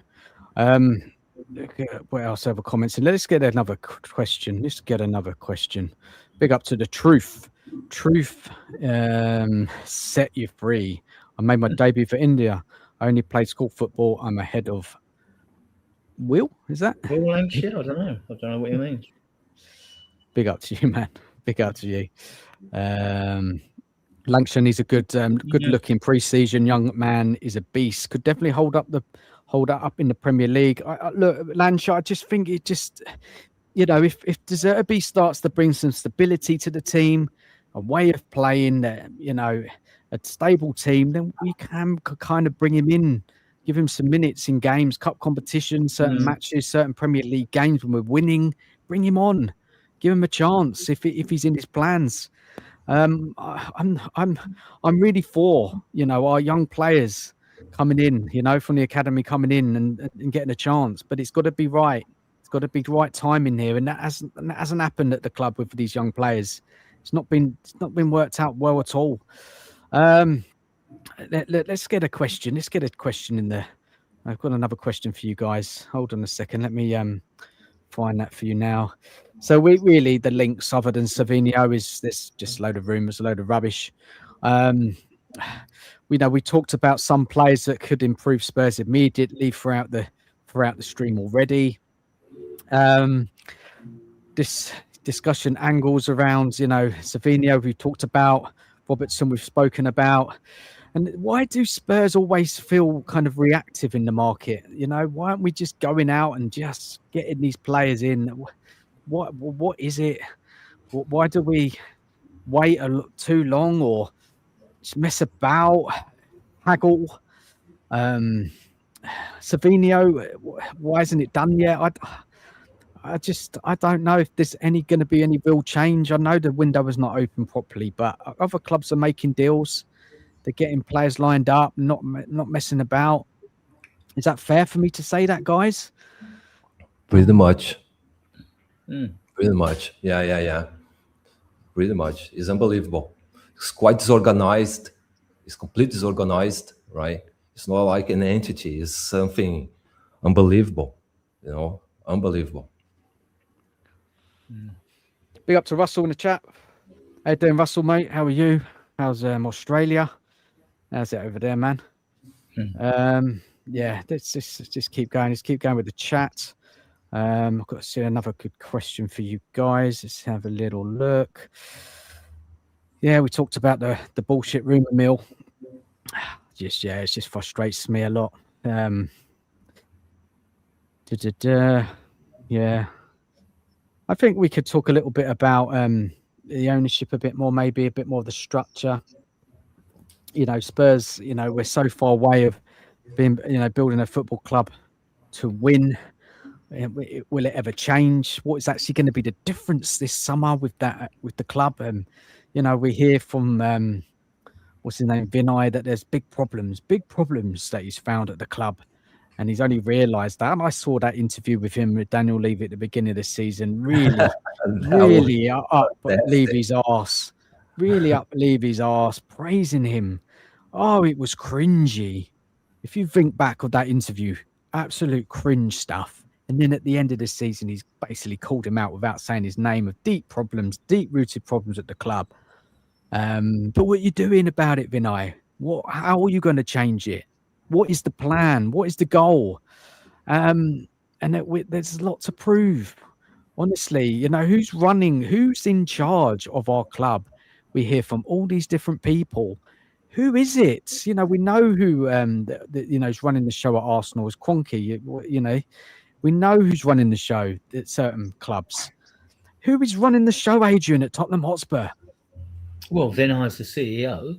Lange is the director of football, really. And the issue that we've had, it's not that we haven't spent money, it's just that our recruitment's been poor. And we've brought in too many young players, and the squad's not balanced. And, if you look at the money Spurs have spent, it's a small fortune. But instead of spending like 30 million on a player, we should have been getting half as many players in. We were going to bring in 6 or 7 and get 3 or 4 and that are like 50, 60 mil players that are, at a more experienced level. And they can spend in this window. They're in a healthy financial position. We talked about it on the show the other night, Adrian. They've got money. They can spend. Yeah, there's wiggle room. A lot of wiggle room. We've got no PSR issues. Yeah, good revenue streams. There's no excuse in this window, the window after that, to really up the level of the squad. Yeah, this got to happen, guys. It has to happen. So, you want to bring Paulina back. He's done enough to come back, but I think they can get him back for a smaller fee than 26, 27 million because of his age mainly. But you could get him back, but you still, you still need to spend. We need to be spending at least about 200 mil. So that's minimum. So I don't think Savinho, even last year, you hear these, we heard all these figures, 60, 70 mil, and the figure went up because we seemed to be desperate to get him in after the Eze and Morgan Gibbs-White fiasco, right? That seemed, but I don't think we're paying more than 50 mil for Savinho, 55 max maybe. So if we've got about 200 mil to sell, you don't know what we're going to get in for Romero if he goes. You're talking like he's an experienced defender. You're not selling him for less than 50 mil, surely. Then you've got the World Cup, isn't it, as well, which is it's going to be an issue with transfers, players coming back from the World Cup. Are they going to be fit? Are they going to pick up injuries? You make a good point. It's a complicated summer window with the World Cup. Oh, look who's here. Here he is, the man. The man. You make a good point because like the World Cup starts on the 11th, 4 days before the transfer window opens. It lasts for 38 days and the final's on a Sunday. Then after the World Cup, this is the other issue you have. Players have a rest. They're entitled to a rest, right, after competition, right? So now, the transfer window goes to the 1st of December at 11 o'clock in the evening. Yeah. So you've got usually about 2 weeks of that runs into the new season. So you can knock them off of what if you're going looking for players. It's very tight for us. When you're looking at the 29th of July and all that, we're out in Australia. Who organises these trips this late to far off lands? And you know what I mean? And then the players have got to come back. How much time is De Zerbi going to have at Hotspur Way with the players in the training ground, even if he gets players in? And we had this before, didn't we? Where they disastrous trip to Australia, then players straight on a plane. What about their welfare? Off to Singapore or Thailand or whatever, Korea, playing games and coming back, right? And then we played Bayern Munich, before we started the season. I mean, there's got to be consultation, like between in the future, right, with tours and helping the manager, the coach, being able to have sufficient time back at the club. I always say that we should have a month on the training ground before the season starts. That's not going to happen. It's not happening, Adrian. It's not happening. This is it. This is it with this summer transfer window. Stel, mate, what are you doing up this hour? How are you doing, man? Yeah, I'm right. I'm right. I just saw your text now in the group chat. I was just doing a transfer video on Cessencio Somerville, and it's gonna go live on my channel tomorrow. And it's unbelievable when you actually break it down. Odebert is better than Somerville. He's actually better than Somerville. Why? Well, I couldn't believe it. Oh, based on what, Stel? What is it? Just give us a little bit. big chances created, goals scored, his output for the amount of minutes he's played. He's outperformed both Tell and Somerville this season, even though he's been injured for half the season. Really? In terms of pace and work rate, they're all equal. In terms of consistency, Somerville's a bit more consistent, but all the other metrics, goals, assists, creativity, he's better. He's actually better. And then Odebert has got 4 years on Somerville as well, so his ceiling's higher. Somerville actually was fantastic in the Championship, like brilliant. But every time he's played in the Premier League, 2 years for West Ham and 1 year for Leeds, just not very good. Output, I'm talking about output, right? He's got loads of flair and dribbling skills, but output, end product, Odebert's better. Odebert is a better player. But still, don't you have the same worry with Savinho as well? And I know you rate him, and you go back to his Girona days. Surely under Guardiola's system, playing with all those good players around you, surely should have been a bit more output, or was it just wrong fit? So when I did my analysis on Savinho, his first season at Man City, he was only second to Doku for successful dribbles, and he was only second behind Bernardo Silva for big chances created. So he came second at Man City for taking on players and for creating the big chances. He came second at Man City. Last season, it's not been great, but he's had a lot of injury disruption. And he's been moved around the different wings. He just needs to stay on the same wing he played for Girona. All of Savinho's metrics, when you deep it, is better than all of them. He's better than all of the players we've got, except for Mohamed Kudus. Technically superb. But even Odebert, Stel, I mean, he came out the PSG Academy. He went to Burnley under Vincent Kompany, who raved about him. When we got interested in him, I had a look. I started watching him until actually for the French under 21s, they looked absolute. I know it's a different level, and he's popped up with some. Odebert's popped up with some good goals from Spurs. We all remember the one where actually Mwani played it back for him to smash it into the net and things like that. Technically, he's very good, but he just needs to develop, doesn't he? He just needs to develop. He hasn't been given the same game time as all the other players. He hasn't had, when he was beginning to get it, he got injured. Listen, I'm not saying Odebert's the answer for Spurs. I'm saying when you put Savinho, Odebert, Tell, and Somerville in the same sentence, Savinho comes first, Odebert second, Somerville's third, Tell's fourth. in that The order. difference is, I've always said, if we've got Messi on one wing, Ronaldo on the other, I only want them if they score goals. Even Kudus, who played really well till he got injured for us, one of the best player probably, doesn't score goals. And yet people critique Maddison and Decky, and yet they scored 22 goals last year between them. And our midfield couldn't score 22 goals to save their lives. You've got to remember, Adrian, Kudus was playing in that Thomas Frank team. Yeah, I want to see him in with De Zerbi.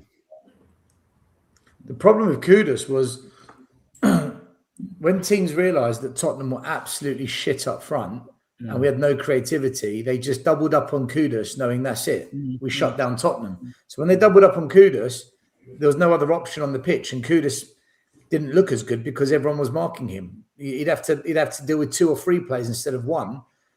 And teams weren't worried about putting 2 or 3 players on him, because if Kudus passed it to someone else, they weren't going to do anything because they just weren't good enough. Exactly. And they sussed out how to shut down Tottenham. Shut down Kudus, you shut down Tottenham. Combined with players playing in the wrong position as well. He got worn out, didn't he, Kudus? He overplayed him. And then he got injured in the end, didn't he? We saw it coming. Listen, out of all the players I've analysed so far, the best player, hands down, who's an actual talent, is that Senesi centre-back. Every aspect of his game I looked at, other than pace, he's top draw. Like top draw. He pings the ball like out of Varel. He's so good progressing the ball. He's really progressing the ball. But is he just this one season, though, he's been good? Has he been good previously? Last season, he was good. Since the one before? No, what happened was, last season, he played, but he didn't play as much because Bournemouth had a settled back 4. But when they lost their entire back 4, Senesi had to now step in. And the season he stepped in and led them, they finished 6th. They did better this year with him leading the back line than without Kirkers and Hussein and all the players they lost. He is the number 1 in the league, number 1 for block shots. He's in the 98th percentile. 98th for block shots. He's in the top percentile in the league for long ball, accurate passing, like what Adrian said, long range diagonals. If you want to play out from the back and you want to get the ball moving quick, or you want to send the ball to the wide players who have broken, he's the guy. For a De Zerbi team, he makes absolute sense. So what does this mean for Van der Ven then? Well, no, you're building a squad, aren't you? No, I know, but starting because Van der Ven, he thinks he starts every week, right? Now you've got this player coming in who's outperforming him. He's not playing 40 games, Dan. I think this is a trap us fans fall into. They tend to pick an 11 and they think that 11 is going to play every game of the season. It's not happening. I'm for it. I'm for the competition, but I'm just asking the question. Van der Ven is a guaranteed starter. Yeah. This guy's coming in. He's going to want to play every week. He was playing every week for Bournemouth. Does he want to go and sit on the bench again? Dan, do you know what we should do? We're not in Europe, so we've only got what we're going to play next year. 38 games, maybe another 4 or 5 in the cup. What we should do, in my opinion, play Senesi at left centre back, move Van der Ven to left wing back. We saw him with his pace this season when he played in that role. He was devastating. Maybe he just needs to become an out and out left wing back. Look, that is an idea. It's just interesting, isn't it? Because the way you're talking about that left centre back from Bournemouth, Senesi, he does look a good player. I don't think I'm going to want to see him because Iriola's going to Liverpool. That's probably going to be one of the first players he tries to pick off Bournemouth. If it's between Liverpool and Tottenham, Senesi's going with Iriola to Liverpool, isn't he? Well, we got to Here We Go though. Surely he's going. Don't trust that. I'll tell you what. I'm doing another analysis on Rafael Leao from AC Milan, who actually looks really, really good. And another player I'm looking at is that Spanish player. I forgot his name. Sergi played Dinamo Zagreb. He's young. He's 21. Have you seen Abdi Azelzuli at Real Betis? I haven't looked at him, no. A 24-year-old right-footed left winger. 29 appearances, 10 goals, 9 assists. I mean, I did post a video of that because I'm like you at this time of year. I'm just looking through the scouts, looking through some videos, and seeing who stands out. I mean, Stel, you're getting into the swing of thing of the old rumor mill now. I'm not used to you coming. No, hold on. Who did you do today? Who was that player you did today? The bloke from what's his name? You did a video on the bloke who played in Italy. Santiago Jimenez.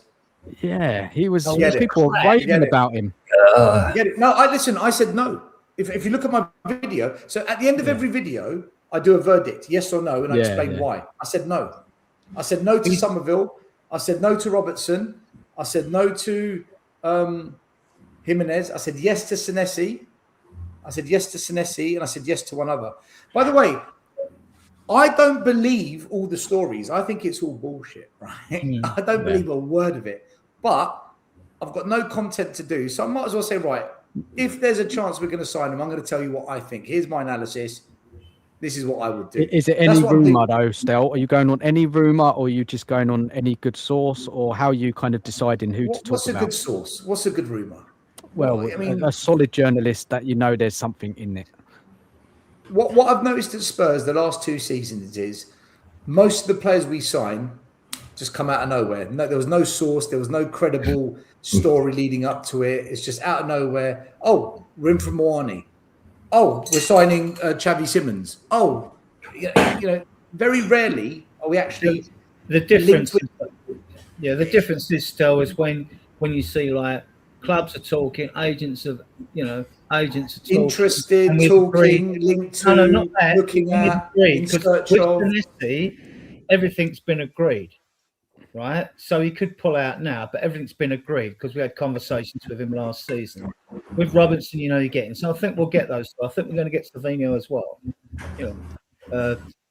Others though that we've been linked with, like say Jimenez, he went to Italy on the strength of scoring about 40 goals for PSV or something. And he hasn't scored one goal in 16 games in Italy.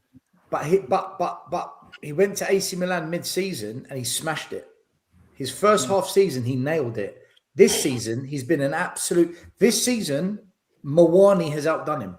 Just let that sink in. Moani has outdone him. Well, 1 league goal, 4 European goals, and 2 something like that.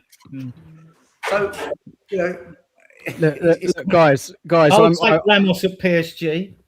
I like him. I mean, Ramos. We need a striker, man. I'd take Vlahovic as well because he's technically good. So I'll go and get Thiago from Brentford. Break the bank and get Thiago. Look, there's players there, man, and I think Adrian, you said, was it you, Adrian? What strikers are out there at the moment? There's strikers out there. We've been linked with Moise Keane at Napoli and like. I don't really know what the plan is really with this recruitment team. I don't have a clue. I don't know what's going on with the director of football, who they're bringing in, what is happening. Do you really trust this lot? This is what I'm saying at the beginning of the show. Do you trust this lot? It's so scattergun, isn't it? What is the plan? What do they want? What do they want to do? I'm not having it. Well, De Zerbi has to have the say, doesn't he? Yeah, but then Davis could be re-signing. So what does that mean? This is what I mean. I hope it's rubbish. I hope it's rubbish rumour. I really do, because that makes no sense at all, man. He's been here. When was he here? Since Poch, right? Ben Davis. Bloody hell. 12th year now. 12th year. Just give him a testimonial and just say goodbye. I hope it's just a wind up. If Ben Davies stays, absolutely nothing's changing at this club, and I will be the first one to say get rid of De Zerbi, because he's doing the exact same mistake Ange did, the same mistake Frank did, and he's accepting the club influencing transfers. If you compromise once, you allow it to compromise again, and that compromise is what costs every manager his job. It's what eventually gets all the fans to turn against the manager, and it's why we always end up in a mess. You cannot give Ben Davies a new contract and think anything is going to change. If they want to keep him for coaching reasons, give him a coaching job. Give him a coaching role. Exactly. And another thing, if he gets a new contract, that's another place in the squad taken away from an academy prospect that is up and coming. We're blocking the pathway for the youth by doing this. Ben Davies is done.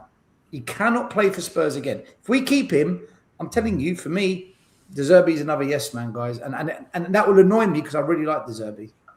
I really like him. But that's us, because most Tottenham fans, they love the guy as a hard-working, dedicated professional for the club, etc. Blah blah blah. No, that's the problem, sir. That's why we don't win much, and we end up in trouble because it's all what's the word? And sentimental. We're too sentimental. It's homegrown if we qualify for Europe, and we're short on that level. So that's another thing we have to consider going out the window. That's why give it to an academy player, Adrian. Give it to an academy player. Yeah, I would bring in Vaskovic, Lankshire, and Mikey Moore straight away into this team, and I think and even with Bergvall, as I said to the guys earlier, even with Bergvall, Gray, Towan Odebert, they're under 21s. They don't count as the 25-man squad. They don't count. So you can still bring 25 in. You've got room. But like you said, the bigger the squad is, the less chance there is a pathway for the young kids,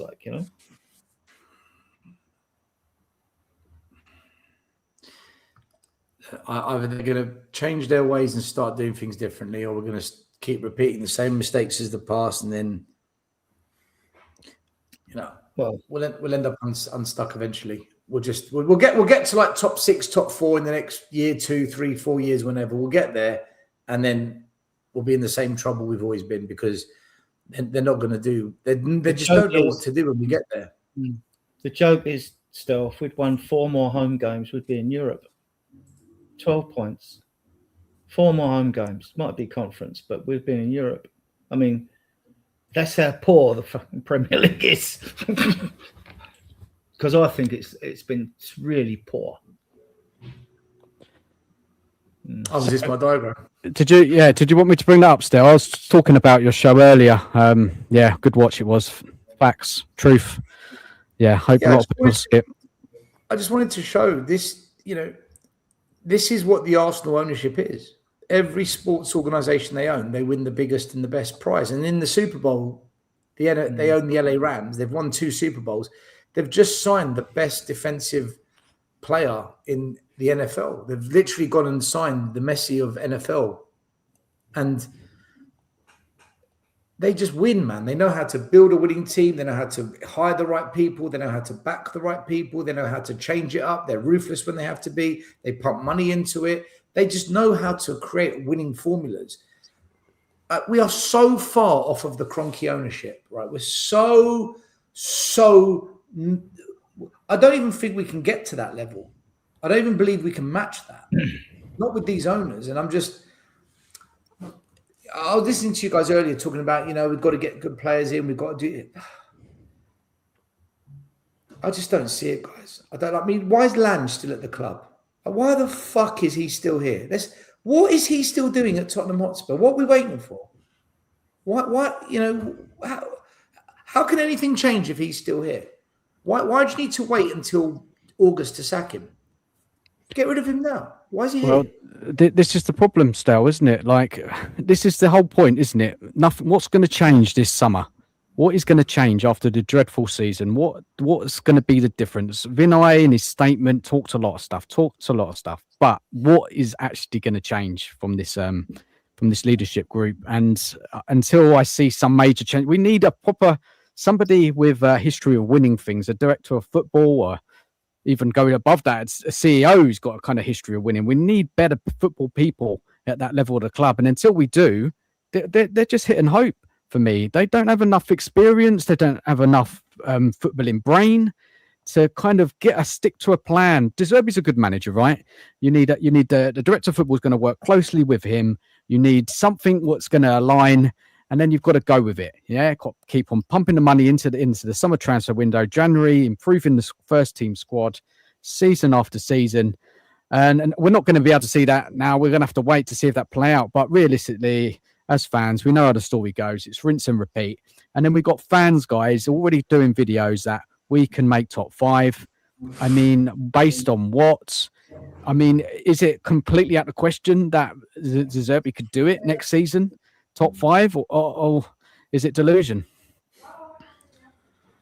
I think we can make Europa League, but you've got to look at who wants to come to Spurs. Have had 2 17th place finishes. You're not going to get elite players come. Even below elite players are going to want European football. So we're not really in the mix. I mean, that's why Savino would be a good buy. He would be a good player. He would improve the squad.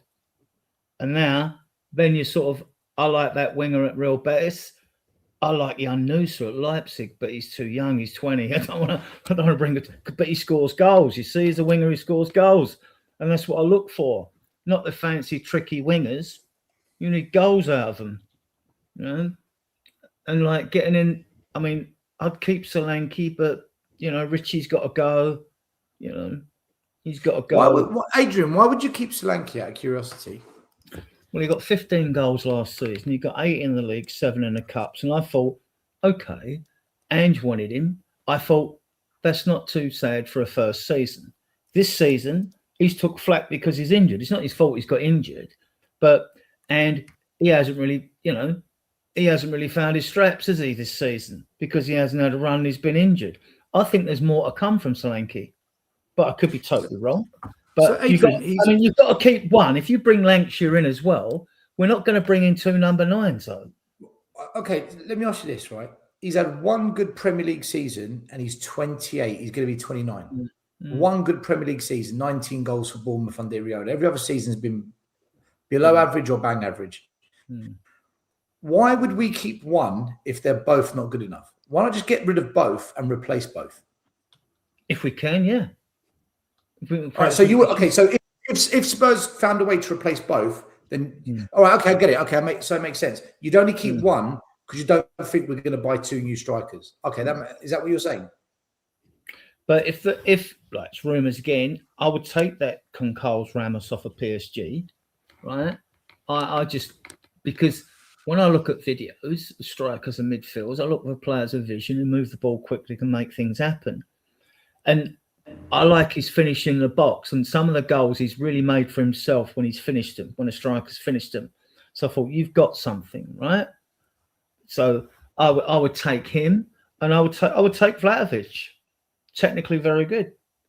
I would take him. And if they say he's on 300 odd K or 400 K, whatever it is, there's got to be ways around this still. I mean, you could say at the go, okay, we're not going to, we've upped our wage structure, say from 200 to say 300 K a week. But what we do is we'll give you a nice signing on fee to cover what you would be earning or something like that. There are ways around this, right? I believe there are. So, yeah, I would take Ramos and Vlahovic. I don't think we're getting either. And there was rumours that, like, rumours again that De Zerbi like Moyes keen, and I don't know what doing it because I just don't see the central strikers out there. That's why I would definitely bring Lancashire into this squad. Have a good look at him. I would get rid of Solanke, Richie, Mawani, Odebertel. I'd definitely get rid of one of them. And I'd also get rid of what's his face? There's one other I'm missing. I'd get rid of them all. I don't think any of them cut it at Tottenham. I don't think any of them are ever going to do what we need at Tottenham. I'd get rid of the lot. Well, I agree, man. If I mean the length of their contracts, you could actually loan them out, and they might develop. If depending on what you think you'd get for them money wise, if you didn't think you were going to get any of them that you considered a good deal for them, loan them out again. They'll get taken. Clubs will take them. Guys, I've got a question for you all. A couple of questions, actually. What signing would generally convince you that Spurs are serious? What signing out there? What signings in the plural, actually? Sorry? Signings, not a sign, it needs more than one to be proven. You can go one, you can go two. What will actually convince you that Spurs are serious? And people in the chat, what signing, what does that look like? Where you actually go, okay, something is changing here. What signing? Give us an example, a player or a couple of players, whatever. Well, we need 2 midfielders. We don't know what's happening with pulling here. So Adrian, I need a name. Adrian, a name. Gibbs White, changer. proven. Yeah. And then I would gamble because creative midfielders, who are we talking about here? They're looking at there's been rumours about that O'Reilly that come from Celtic, was it Bournemouth or something? But I'd still go for Mainz Aklush. I think he's a cracking player. So Madison can't play every game, but then Sarah's a creative player. He's at Galatasaray. I've looked at him. But you see that these are looking. Adrian, in your eyes, a player that you'd say wake up and think, okay, Spurs they may be serious. What sort of caliber player? You say Aklush is another young player. I would definitely be happy with Gibbs White and Aklush. That's me. Right. Okay. And Anderson from Forest, Wharton from Crystal Palace, Thiago from Brentford, Aklush from Monaco, Senesi from Bournemouth, all proven, all got pedigree, all Edison, got talent. I like Frattesi at Juventus, who doesn't get much game time. I think he's a beast. I want two things to be the criteria: experience and quality. You can be young and have experience. You can be 23, 22, with lots of experience, as long as you've got quality. Quality and experience. I don't want players on their way down like Robertson. The last 2-3 years, his stats are shocking. Last season was horrendous. More big mistakes. More times he's been skinned by players with pace. Assists have fallen off a cliff. I don't want players on the way down. If we're going to sign a player that's older, get a Paulinho who's 28, 29, still got some good years in him. That's the kind of player. So quality and experience, and they're not washed up. I don't care who they are. If they've got that, it is an upgrade on anything we've got right now. It is an upgrade on anything. I'm not taking Greenwood, too much baggage. I know he's back with his girlfriend and all that. You can imagine that'd be another fantastic PR blunder for this club, and they just don't stop making them. Rashford's not coming to Spurs anyway. He's virtually said that. And why would he? Adrian, when De Zerbi was reported linked to Spurs, were you for it? Or were you one of the guys who were like, no, we can't bring in De Zerbi? I reserved judgment on it because I heard all these rumours that he was, trouble at clubs and left clubs and he don't stay with clubs for long. And then when I went and looked, he had 3 years at Sassuolo, right? I mean, and we don't know the circumstances of his beef with other clubs he's been with or with the odd player, but what manager doesn't have a beef with a player? So like, I didn't know. I mean, I didn't know nothing about Poch and all that. I knew nothing about it. Yeah, you've answered it, man. You didn't have that because there was a massive carry-on from the fan base when De Zerbi was linked. We all saw it, didn't we? It was mayhem. I mean, so many of the fans didn't want, PsychoTeacher, you must have saw that, right? All the saw it, found it going quite funny actually, because you were, in a deep shit, and most of us Spurs fans were worried about what he has said or he didn't say, whatever, unbelievable, mate. And what he said wasn't anything bad or wrong. Actually, he didn't do anything wrong, or he didn't defend anyone who had done anything wrong. That was fucking surreal. Yeah, it was madness, and then well said, man. Well said. And then it was like, everyone got on board, and when he started getting results and De Zerbi ball, and quickly a lot of people changed their tune and got behind him. Oh, we forgive him. We'll forgive him. We'll allow him. It's embarrassing, absolutely embarrassing stuff. And look, guys, Rashford, is that a signing that interests you? Anyone? Hackney as well down there in the chat, Mister. Big up to you. Mate, Hayden Hackney's a good player. Hayden Hackney's actually a very good player. He's a good. Why is no one taking him now? Why is no one taking him there? Because he's a good passer, but in games he gives the ball away a lot. Do you know my issue with Hayden Hackney? It's only one thing. It's a risk because he's not Prem proven. And we've done this before with players from Championship or who got relegated. We took them, and I just feel. Hayden Hackney's the kind of player that you buy him and he turns out to be a wonderful player, or he's just not cut out for the Prem. There's no grey areas, black or white. And I just don't know if Tottenham are in a position to take risks anymore. Because I was actually on the fence. I was actually on the fence with who was it? There was a player. Jimenez. I was actually on the fence with Jimenez. He's only had one bad season, but I just thought we can't take another risk on a striker. We can't risk it again. So I feel with Hayden Hackney, it's a risk, but I like him though. I just don't think we can take risks. I agree, Stel. Look, just a little bit of housekeeping here. Right, guys, look, this is poor, man. I've been going for 2 hours, 33 likes, man. Come on. There's 51 of you watching. There's been about that most of the show. Come on, smash the like button. Help me out. Honestly, please. Thank you so much. Just get it up to at least 50 before the end of the show. And go and subscribe to Stel. I'll put his link in the chat as well. Please subscribe to Adrian as well. Thank you very much. Sorry. Carry on, guys. I just think it's a risk. I think it's a risk, bro. It's look, we don't need risks. We don't need risks. We don't need risks. But Savinho, you don't think is a risk still. You're pretty convinced that he'll do all right. Yeah, Savinho's a player, man. He's a player. But the thing is, it's the manager we've got that gives me confidence in Savinho. It's the manager that gives me confidence. I get why we want. See, Savinho under Ange would have been dynamite. Under Frank, it would have been an absolute fucking disaster. It would have been an absolute mess. Everything was a disaster under Frank. Come on. Pretty much, yeah.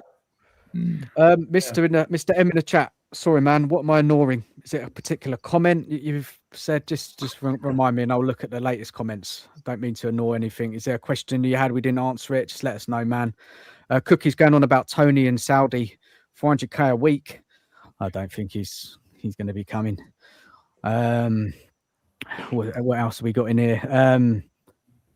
Soul Rets. Hopefully, against all expectations, they can finally get on top of the injury problems. Can't go for another season like that. That is obviously something that the club need to get hold of. It's been crazy the last couple of seasons. Anyone on the panel want to say anything about our horrendous injury record? What's the pattern there? What is it? Is it bringing back players too quickly? Is it the medical department? What is going on there? Too many players played too many games. When players got injured, players were then overplayed. As simple as that. Porro and Decky, yeah, they've done experiments because the pitches are the same at the training ground as they are at the stadium, right? They've done bounce things because they say, oh, the pitch is too hard and all that. They wore every game at half time, before the game, after the game. You know, I'm not having, and then start comparing it with Real Madrid's pitch because they got a retractable pitch. You know, there's 3 trays in that pitch. They're like 3,000 fucking tons each or something, each tray. But wheels in and out. There's enough earth in there and all that. Like, no, and then you've got to look at where do we pick these injuries up? All at the home stadium? No. And they're not all the same. They're not all ACL injuries. We've had toe injuries. We've had quad injuries. We've had ACL injuries. So, and yeah, so I mean, I just think we've had just terrible bad luck. And then you've got different coaches coming in with different training methods and players changing. I mean, Stel's a coach or ex-coach or whatever. I mean, like, is that going to affect players' muscles and injuries when they train, if they train differently under 3 different coaches or 4 during the same season? I don't know. I'm not a scientist, right? But I and the pace of the game as well. So I just think it's overplaying players. Wait, so we're the top of the list, aren't we, with injuries last season, and the season under Ange as well was terrible. PsychoTeacher Stel, anything you want to say about the horrendous injury record, and you know, how can that be addressed coming into the new season? People say that it's the pitch, okay? People say it's our pitch, and they just, I feel like they're desperate to find a problem because we've been playing on this pitch since 2019 and we never had injuries until the last 2 years. So if I was Tottenham Hotspur, I would say, write a list of every single thing that changed in the club in the last 2 years. Managers, coaches, breakfast, cereal, time of start of training, time of finish of training, match time, average minutes paid by player, all the things that have changed. Just write an entire list. Say, right, these is everything to the finest detail, and say, okay, let's go one by one and tick them off, and let's just investigate each one until we get back to the bottom of it. Because I don't buy it's the pitch, because we've been playing on this pitch for what now? 6, 7 years? 2019, we opened the stadium. Right. Why didn't we have problems with Poch? Why didn't we have problems with Mourinho? Why didn't we have problems with Conte? Why didn't we have problems with Stellini and Mason? Why didn't we have these big crises? It's the last 2 seasons have been the crisis seasons. And we've had 4 different managers. Ange, Frank, Tudor, De Zerbi. 4 different managers. So it can't be the manager. I know everyone blamed Ange, but what? Frank's crisis was worse. Well, the high press. It has to be something we've changed, Adrian. It must be something very specific. Right. But there is something that alludes to the high press, though, because when Poch was at Southampton, he introduced the high press. They didn't have the resources that Spurs have got, other bigger clubs. They were flying up until Christmas time, then they fell away. They got a load of injuries, right? Now, Liverpool had it with Klopp playing high press after a couple of seasons. Man City had it. They couldn't get a fit backs 4. We had it with Kane and Son. But we were the youngest team in the Premier League. And them young players did all right for a couple of seasons. And then we started picking up injuries. So I think that's got a part to play to it, the high press. But it's our older players that you'd know more than Maddison, Kulu, Vicario needs an operation. It's the older players that are fucked. Yeah. Right. Okay. So Odegaard, Simmons are young. In fact, it's everyone, Adrian. It's not age specific. You'd know more about this than me. Now, I'm not a doctor. I coach players to play football. I'm not a doctor. No. But that's not what I'm coming to. I'm coming to part of what you do, which is warm-ups. When I trained in a gym for 30 years and all that, if like you got on a bike, you warmed up with no resistance for about 5 minutes, because what you want to do is push all the nutrients and that through your system so your core temperature warms up. Then you start off. If you've got something wrong with the back of your legs or hamstrings, you'd go on a leg curl machine with no resistance weight, lift the weights up the back heels, up and down, warm your hamstrings up down the back of your back. Now, I might be talking out of rubbish here, but because I don't trust our science and medical team to go through players that might have a history of a little niggle with a knee or an ankle or stuff like that and develop a warm-up program for those players. If you're susceptible to getting an ACL problem, front or back or whatever it is, then do they do it at clubs? Do they do like specific warm-up routines for these players? I don't know. Listen, they do their warm-ups.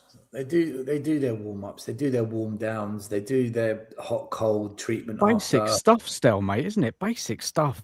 Yeah, they do all of that. Yeah, look, for me, there's something very, very specific that is going on in the club that they haven't identified clearly because they haven't done a thorough enough analysis. It could be something so stupid, guys. Honestly, it could be something so ridiculous that just no one's ever discovered before. It's like, blimey, that's what it is. But they need to write down everything that's changed in the last 2 years in the club regarding the players. Everything. It could be sleep patterns. Honestly, recovery is one of the most important things. You know, there's 3 stresses in life: physical, chemical, and mental. Sleep is the best recovery of those 3 stresses to try and get you back to a normal state. Sleep. And it's the same sleeping patterns. Go to bed at the same time, wake up at the same time, and it sets what's called the circadian rhythm. It could be that. I'm not saying it is, right? We're just talking for the sake of just trying to create some content. But guys, yeah, go on. I don't think it's the pitch. No, I don't think it's the pitch. No, I don't think it is either. We've been on that pitch for too long. And at the ground in the hotel, the players have got the same mattresses and modern scientific cushions in their homes as they've got in the hotel at the training ground. Exactly the same. So I think, I mean, we're clutching at straws because we just think, well, seasons before it was all defenders. This year it's all attackers. So I mean, like, what's going on? You know, and they've got the same PlayStation controller in the hotel. And the big difference with De Zerbi, although he likes to play a high press, you know, it's like we aren't parked on the halfway line, so we ain't got to run back and pull a hamstring so much as we did under Ange or someone like that. Yeah, it's better, isn't it? It's much better, that system. Yeah. Look, guys, last question of the night, and then I'm going to shut the show down. And it's around the director of football. Now, Cookie mentioned Dougie Freeman. Guys, comment on him. If you like him, do you think it would be good to come to Spurs? Another guy maybe could come back. Paul Mitchell's available. Would you think he'd ever come back after we got rid of him? I'm not sure. Anyone got any takes on director of football? Can't say my knowledge is great in that area, but other people on the panel might, and people in the chat. Sebastian Kerl's favourite to be director of football. He was so average. Well, this is the thing. You see, when with any player coming in or DOF, you know, I mean, when I say to people, name the best directors of football out there, you know, who are name me the top 5, and no one can do it because it's not something we're used to. I mean, the top 5 is Campos, right, guys? Yeah, Campos. Yeah. Campos. I would say, the guy at Arsenal. Now he's top. He's pretty good as well. Deco, you've got Richard Hughes. I can't say I know him, but Paul Mitchell, guys, would you have him coming back? What did you think of Paul Mitchell at Spurs? I think he did a good job with Poch. Mate, Levy's not here anymore. Maybe it's an option, right? Maybe. The thing is, though, he would have to sit down with the board and say, "This is why I left. Don't do that to me again. Otherwise, I don't even want to come back. I'll come back, but this is why I left. And your club fell apart when I left. So I'll do my job, but you've got to let me do my job. I know better than you, which is why I do my job. You're better than me, which is why you do your job. Let me do my job." And if you can have that conversation and there's an agreement, great. But do you trust this board, mate? Do you trust this board? No. Lange is still here. How can we trust him if Lange is still here? He should have been gone in January. That might be, though. To give you hope, though, that might be because they think, right, we'll get the new guy in before we get rid of Lange. Why? Good point. Good point. What for? They're obviously struggling. They're obviously struggling to convince someone, aren't they? It's clear. They are struggling. Or they want to stick with Lange. No one's prepared to factor that in. What's wrong with the old-fashioned way? They say today, all right, managers haven't got time to go and scout players. There's enough analysis out there from companies, and there's enough videos you can go and watch anyway. And plus, even a manager like De Zerbi, he'll have watched loads of players. He'll have in his head, he'll know loads that he likes, whether they're attainable or not, right? Why not just ask the manager? Why not just ask the manager who he wants, right? Because you can't tell me De Zerbi hasn't got a list of players he'd love at the club, and some of those will be available, right? For the right price, of course. What's this bloke we brought in as well from City? Who's that Simon bloke? Davies, or do you mean Dan Lewandon? No, that guy we signed. He's a sales marketing guy. What's his name? Who remembers his name? I don't know now. Dan Lewandon? That's what he is. It's another suit. He's no one. Do you know who'd be a good football director? Do you know who'd actually be a good football director? Like someone that just goes and scouts talent for the positions we need. Do you know who actually would be good at it? Go on. Hoddle. Harry Redknapp. Yeah. Mate, Harry Redknapp's got an eye for a player, man. Does he? Now? I reckon he does. I reckon he's got an eye for a player. I always wanted Hoddle in there because he's run that academy in Spain for players that didn't quite make it, and then some of them that slipped through the net do make it, very few. But I think Hoddle should have a job at this football club. Well, he went to the club, didn't he, and asked if he could help, and they turned him down. And the thing is with PsychoTeacher as well, signing, and then he just jumped ship. That says so much, doesn't it? He just thought, fuck this, I'm gone. I mean, he weren't great himself, but what is going on inside that club, man? Something is seriously wrong. Dan, they don't know what they're doing. And that's it. I just showed you that chart. Yeah. NFL, ice hockey, NBA, American soccer, lacrosse, Premier League, any company they take over, they win the biggest and the best prizes. How? You look at our owners, they just don't know. They haven't got a clue. This is the problem, and so why are the fan base quite happy and looking forward to next season? What is that based on? De Zerbi alone? Is that it? Just to put all their hopes on De Zerbi that he can turn Spurs around and get us back up that league, challenging for Europe, playing attacking football. Is that it? Really? Is that what the fan base are really pinning their hope on? Because I don't know what else it could be. I can't speak. We ain't got amazing players. I mean, you look at the recruitment team, and Rob McKenzie said last season, we're not going to the kids no more. We're going to over experienced players, right? He's got a 10-man recruitment team under him, right? You've got Max Legger, who he got off of Bayern Munich. You've got Ferreira, I think, in Portugal, another guy in Italy, right? There are scouts out there. There's 2 more, and then there's 5 that are data analysis as well, and 3 of them are scouts in the UK or something, right? What are they doing? What do they do all year round? What do they do all year round? I mean, surely we don't wait until like the January transfer window opens and think, oh, guys, come on, let's go and get some players in. You know? Who's at Liverpool, guys? Who's doing that role at Liverpool? Anyone know, top of their head? Didn't they bring in one of them slots guys? They had the Spurs guy, the ex-Spurs guy who went there, the data analytics man who was brilliant for them, and then he left. He was superb. We lost him from our club. He went to Liverpool and he basically signed. He identified half the players Klopp signed for his team. By the way, Liverpool next year, mark my words, Iriola's going to do. He's going to do the business there. He's going to start slow. He's going to start slow, but when it pops, they're going to be dynamite. I'm telling you. Well, if I was putting money on a team to win the title next year, I think it'd be Man United, and Arsenal will be there as well. And I base that on the fact that they'll have an added advantage this year. So will you get in Europe, because Man City's 115 charges and Chelsea's 74 charges. I think they're going to result in transfer embargoes and points deductions, especially after what happened to Everton Forest for minor financial irregularities. And they've got to sort this out now.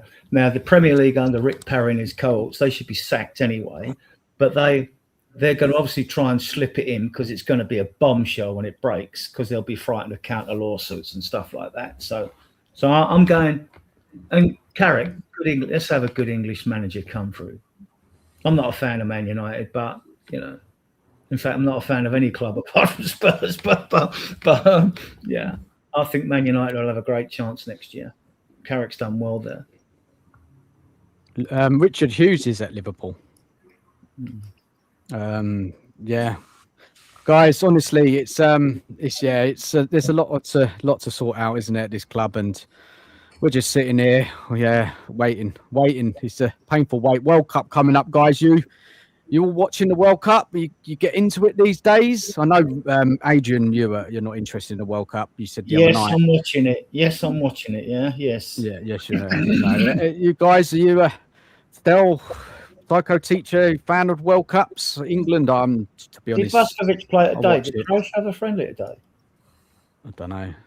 As much as that I hate the FA in Brazil, the FA in Brazil and Argentina have been destroying the local football of both countries. The World Cup for these 2 countries is something unbelievable. Everything stops. People have day offs, and it's crazy. It's fucking crazy. So it's inevitable for someone who is in Brazil, being Brazilian, being born in Brazil, not to follow the World Cup, especially being Brazilian or Argentinian, because all the reasons you may know.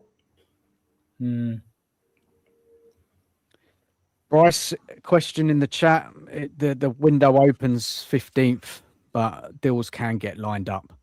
They can get done now and ready for the 15th. And, a lot of business should be done before the World Cup. But, in Spurs, lastminute.com, struggling to get players. It's going to go on the whole summer. I just hate it. I can't wait for it to be over. I'll watch the World Cup. Distract me for that. How many weeks it go on for? A month, is it? World Cup about a month? 38 days, isn't it? But and then it'll be all systems go, won't it? Be all systems go, guys. Unless anyone else has got any comments to make before the end of the show, I appreciate you all coming on. Big up, PsychoTeacher. Thank you so much, Adrian and Stel as well, coming in late there. I really appreciate you all. Big up to everyone in the chat. Please smash the like, subscribe to the channel if you're new. Any final thoughts of the night, guys? Fantasy football season. That's why I called the title of the stream, man. It's I don't like it. I really don't like it. I just want the club to be serious. I want them to go out and do some business, proper business. But until they do, I'm going to just be sitting here waiting.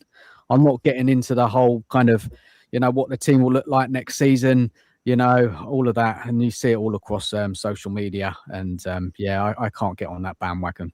I'm afraid I want to see some serious stuff go on. If not, I'm not interested.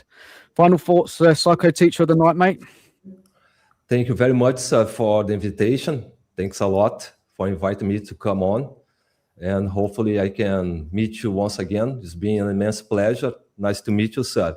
And about Tottenham Hotspur is, I don't know, man, it's kind of surreal to me. It's been surreal. It's been crazy. It's been a fiasco. It's been ugly. It's been funny in certain times, because it's difficult to find serious words to speak about Tottenham in certain moments. And congratulations to you guys, because you, even though in some certain moments in which it is quite difficult to speak about football on this club, you find no words to speak about it. Amazing. Thank you very much. Cheers, Stel. Cheers, sir. Cheers, PsychoTeacher. It's Marcus, isn't it, your name? Is that right? Yeah, it's the same spelling as Marcus Senesi, the Argentinian guy. Hopefully he comes to Tottenham, then there will be a Marcus at Tottenham Hotspur as well. Big up, man. Thank you for coming on. And Adrian, final thoughts from you, man? Well, I'm in the mud because I said I wouldn't renew my season ticket, but I did. I said that last year, though, as well. I mean, what is it this club does it to you that keeps drawing you back in? I mean, I just couldn't let go. And it was the De Zerbi effect. I've got to admit, it was the De Zerbi effect. Right, because I think, I've got faith in this guy. Let's just see if he's back, yeah? I'm just playing the wait and see game. But it's been good to come on down again. And, we'll do it again sometime. Yeah, definitely, man. And where's Scott M tonight? He's gone quiet lately, Scott M. He made a comment on my on the show I did the other night after the show, and he said De Zerbi didn't fix anything, and he's no different to what Thomas Frank. And I've just got to come on and tell us a little bit. I hope you're right, Scott. You'll probably watch it up. Cheers, Adrian, for coming on, man. And Stel, mate, final thoughts from you. You're obviously with the whole transfer business going on. You're going to be busy getting those videos out for us all. Good videos, though, man. I liked, especially like the one. Which ones? Remind me which ones you done again, mate. You done Senesi. You did. The Robertson one. That was the one. Which, that was massive risk. That one. I like the one how you put that one together. Fans though, still they just seem to be quite happy with it. I don't know. I'm not sure. I did Savio, Robertson, Senesi, Jimenez, and then the Somerville one's coming out tomorrow.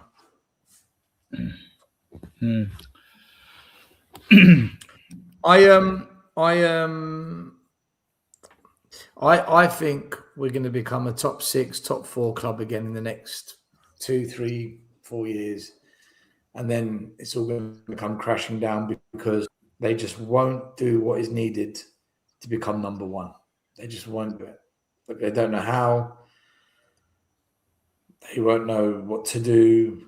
They won't put the right people in place to do it. And that's all we're ever going to be. Under Enoch, we'll just be a top 6 club mostly. Once in a while, top 4.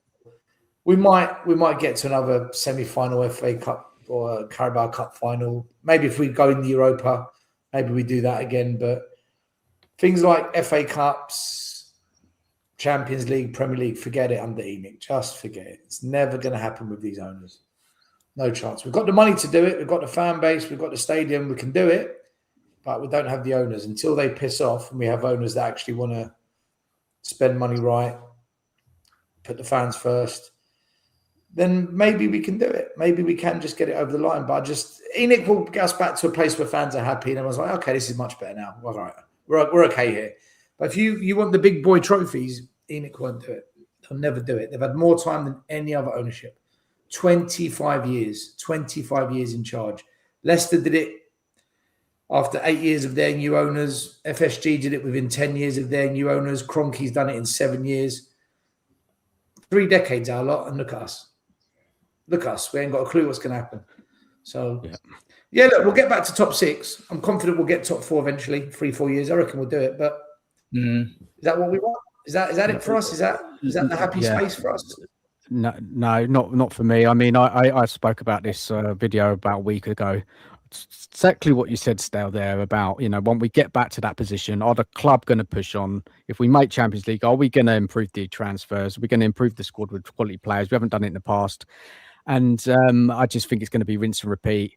But we will see, guys. We will be here. We'll be back talking about this club throughout the summer and the new season starts. And I want to say good night to everyone. Thank you so much for watching the show. Take care of yourselves. Enjoy the rest of your week. And catch up with you all soon. Good night. Good night. Big up. Good night.